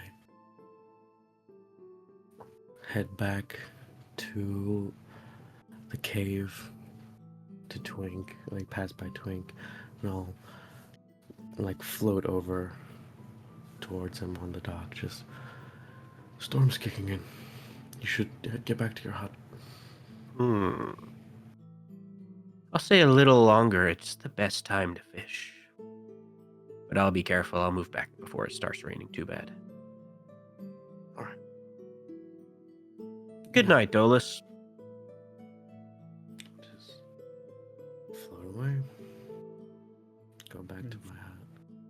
Go back to your hut. Everybody goes to bed except Twink, who stays up for a bit longer. Twink, at one point, it does start drizzling a bit outside, not strong enough to get to you yet, because you're still under like the overhang of the cavern. But after another like half hour after that point, it starts coming down really, really hard, and, like lightning and thunder. It is like a curtain is made in front of Murak. Like it is like a sheet of rain that is just coming down, and you can no longer see out of the cavern. You just see rain pelting down. It is the hardest rain you've ever seen in your life. It is a full tropical thunderstorm. And you sit there. The docks are set up in such a way that you can stay there for a while if you want, trying to fish. You probably get a few extra fish even because they come into the cave to get away from all of the sounds of the storm. At one point, I'll stop fishing and just admire the view. It's nice. In here also, there's only a few torches lit now this late into the evening, so you just have this wall of rain lit by moonlight.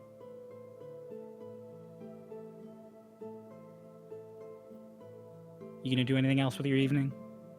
No, that'll be it. Eventually, Twink also returns to bed, much later than the rest of you. Ready to fight the dream demons. Dolus, you came back in and you joined Alina, who like just kind of bundled up with you as you got back in bed and was just like, Me too. Hick, you are not visited by any dream demons or Arlashna this evening. You are just resting. Fair. Hush, Lotus, you get fine sleep. No weird dreams or anything. No whirlpools? No whirlpools. Dolus, at one point in the night, you got in, you buttoned down the whole like thing. You closed the door and the windows because you knew the storm's coming in. And even though you weren't going to get rained on from here because you're way in the back of the cavern, you were just like, close it all up. Mm-hmm. At one point as you're asleep, you feel like a kind of a cold air rush over you. You kind of blink a bit, and in the dark, you see Lotus, like the figure of Lotus, in the room with you, kind of like near the foot of the bed. And your brain at first is just like, there's a thunderstorm, and it's Lotus. You know, she Can I is still tell if coping I'm with dreaming? PTSD. Can I tell if I'm dreaming? In a moment, you don't feel like you're dreaming. It feels just like you're awake. You hear the rain out in the distance. It's very loud at this point. It's like when you put on like a white noise machine and there's just the sound of a distant thunderstorm. Mm. And Lotus starts like climbing onto the bed with you.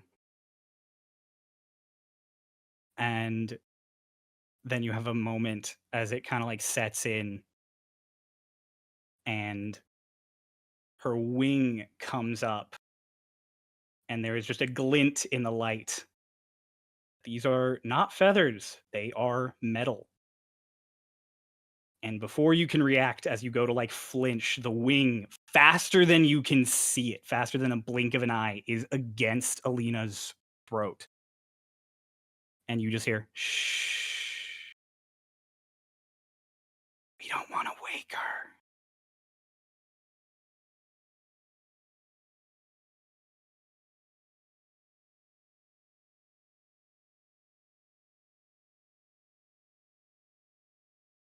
Just kind of like leans in close. It's Lotus. It's Lotus's face.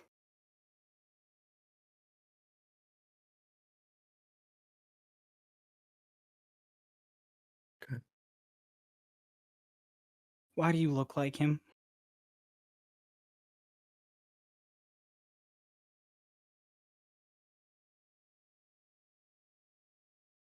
Archibald made copies.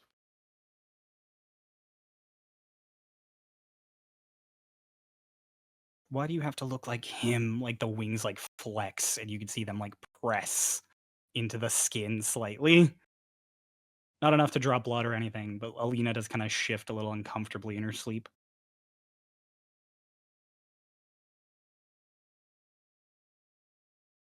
I didn't choose this face. Just as you didn't choose yours.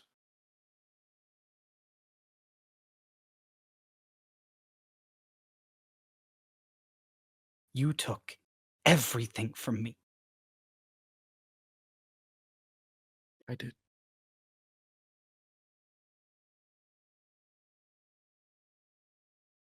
He called you monsters, compies, and now I understand why.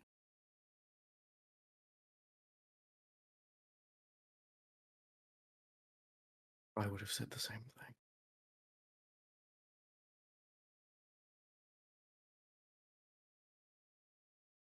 I am going to take everything you love. And I'm going to do it so slow. And there is a boom of thunder. And Dolus, you wake up. You gotta turn in bed like, huh? Lena's still asleep. The window is open. And as you sort of have a moment of like, what the fuck? You turn to Alina like, okay, we're good. We're okay. And there is a red line just right there. And that is where we're going to end our session today.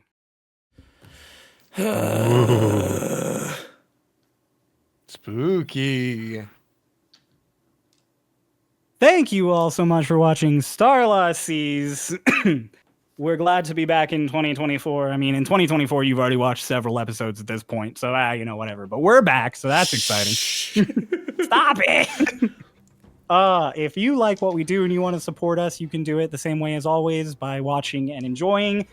But also, if you want to check out cool merch and get access to all sorts of cool fun stuff, you can go down to the links below for our Discord or our Ko-fi and join the cool community of people who listen and enjoy the Starlost community. So, for now, Tell your friends.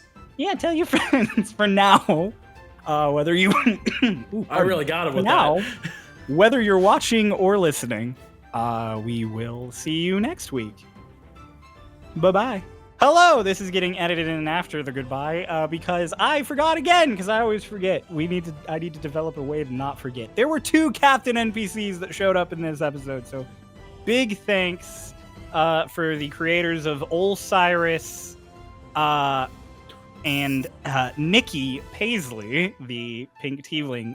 Nikki Paisley was created by one of our lovely community members, Lily, who has been talking about her forever. So she's real. She's finally real. And Osiris was made by Riku. Riku's on my Discord. So thank you both so much. If you guys want to get your own NPCs to show up in Starlost somewhere, you can support us on our Ko-fi at the captain tier and make your own NPCs with backstories and stuff. And they can show up to various capacities in the campaign. So those were 2 great examples of that. I like Osiris. Okay, goodbye again. Bye again.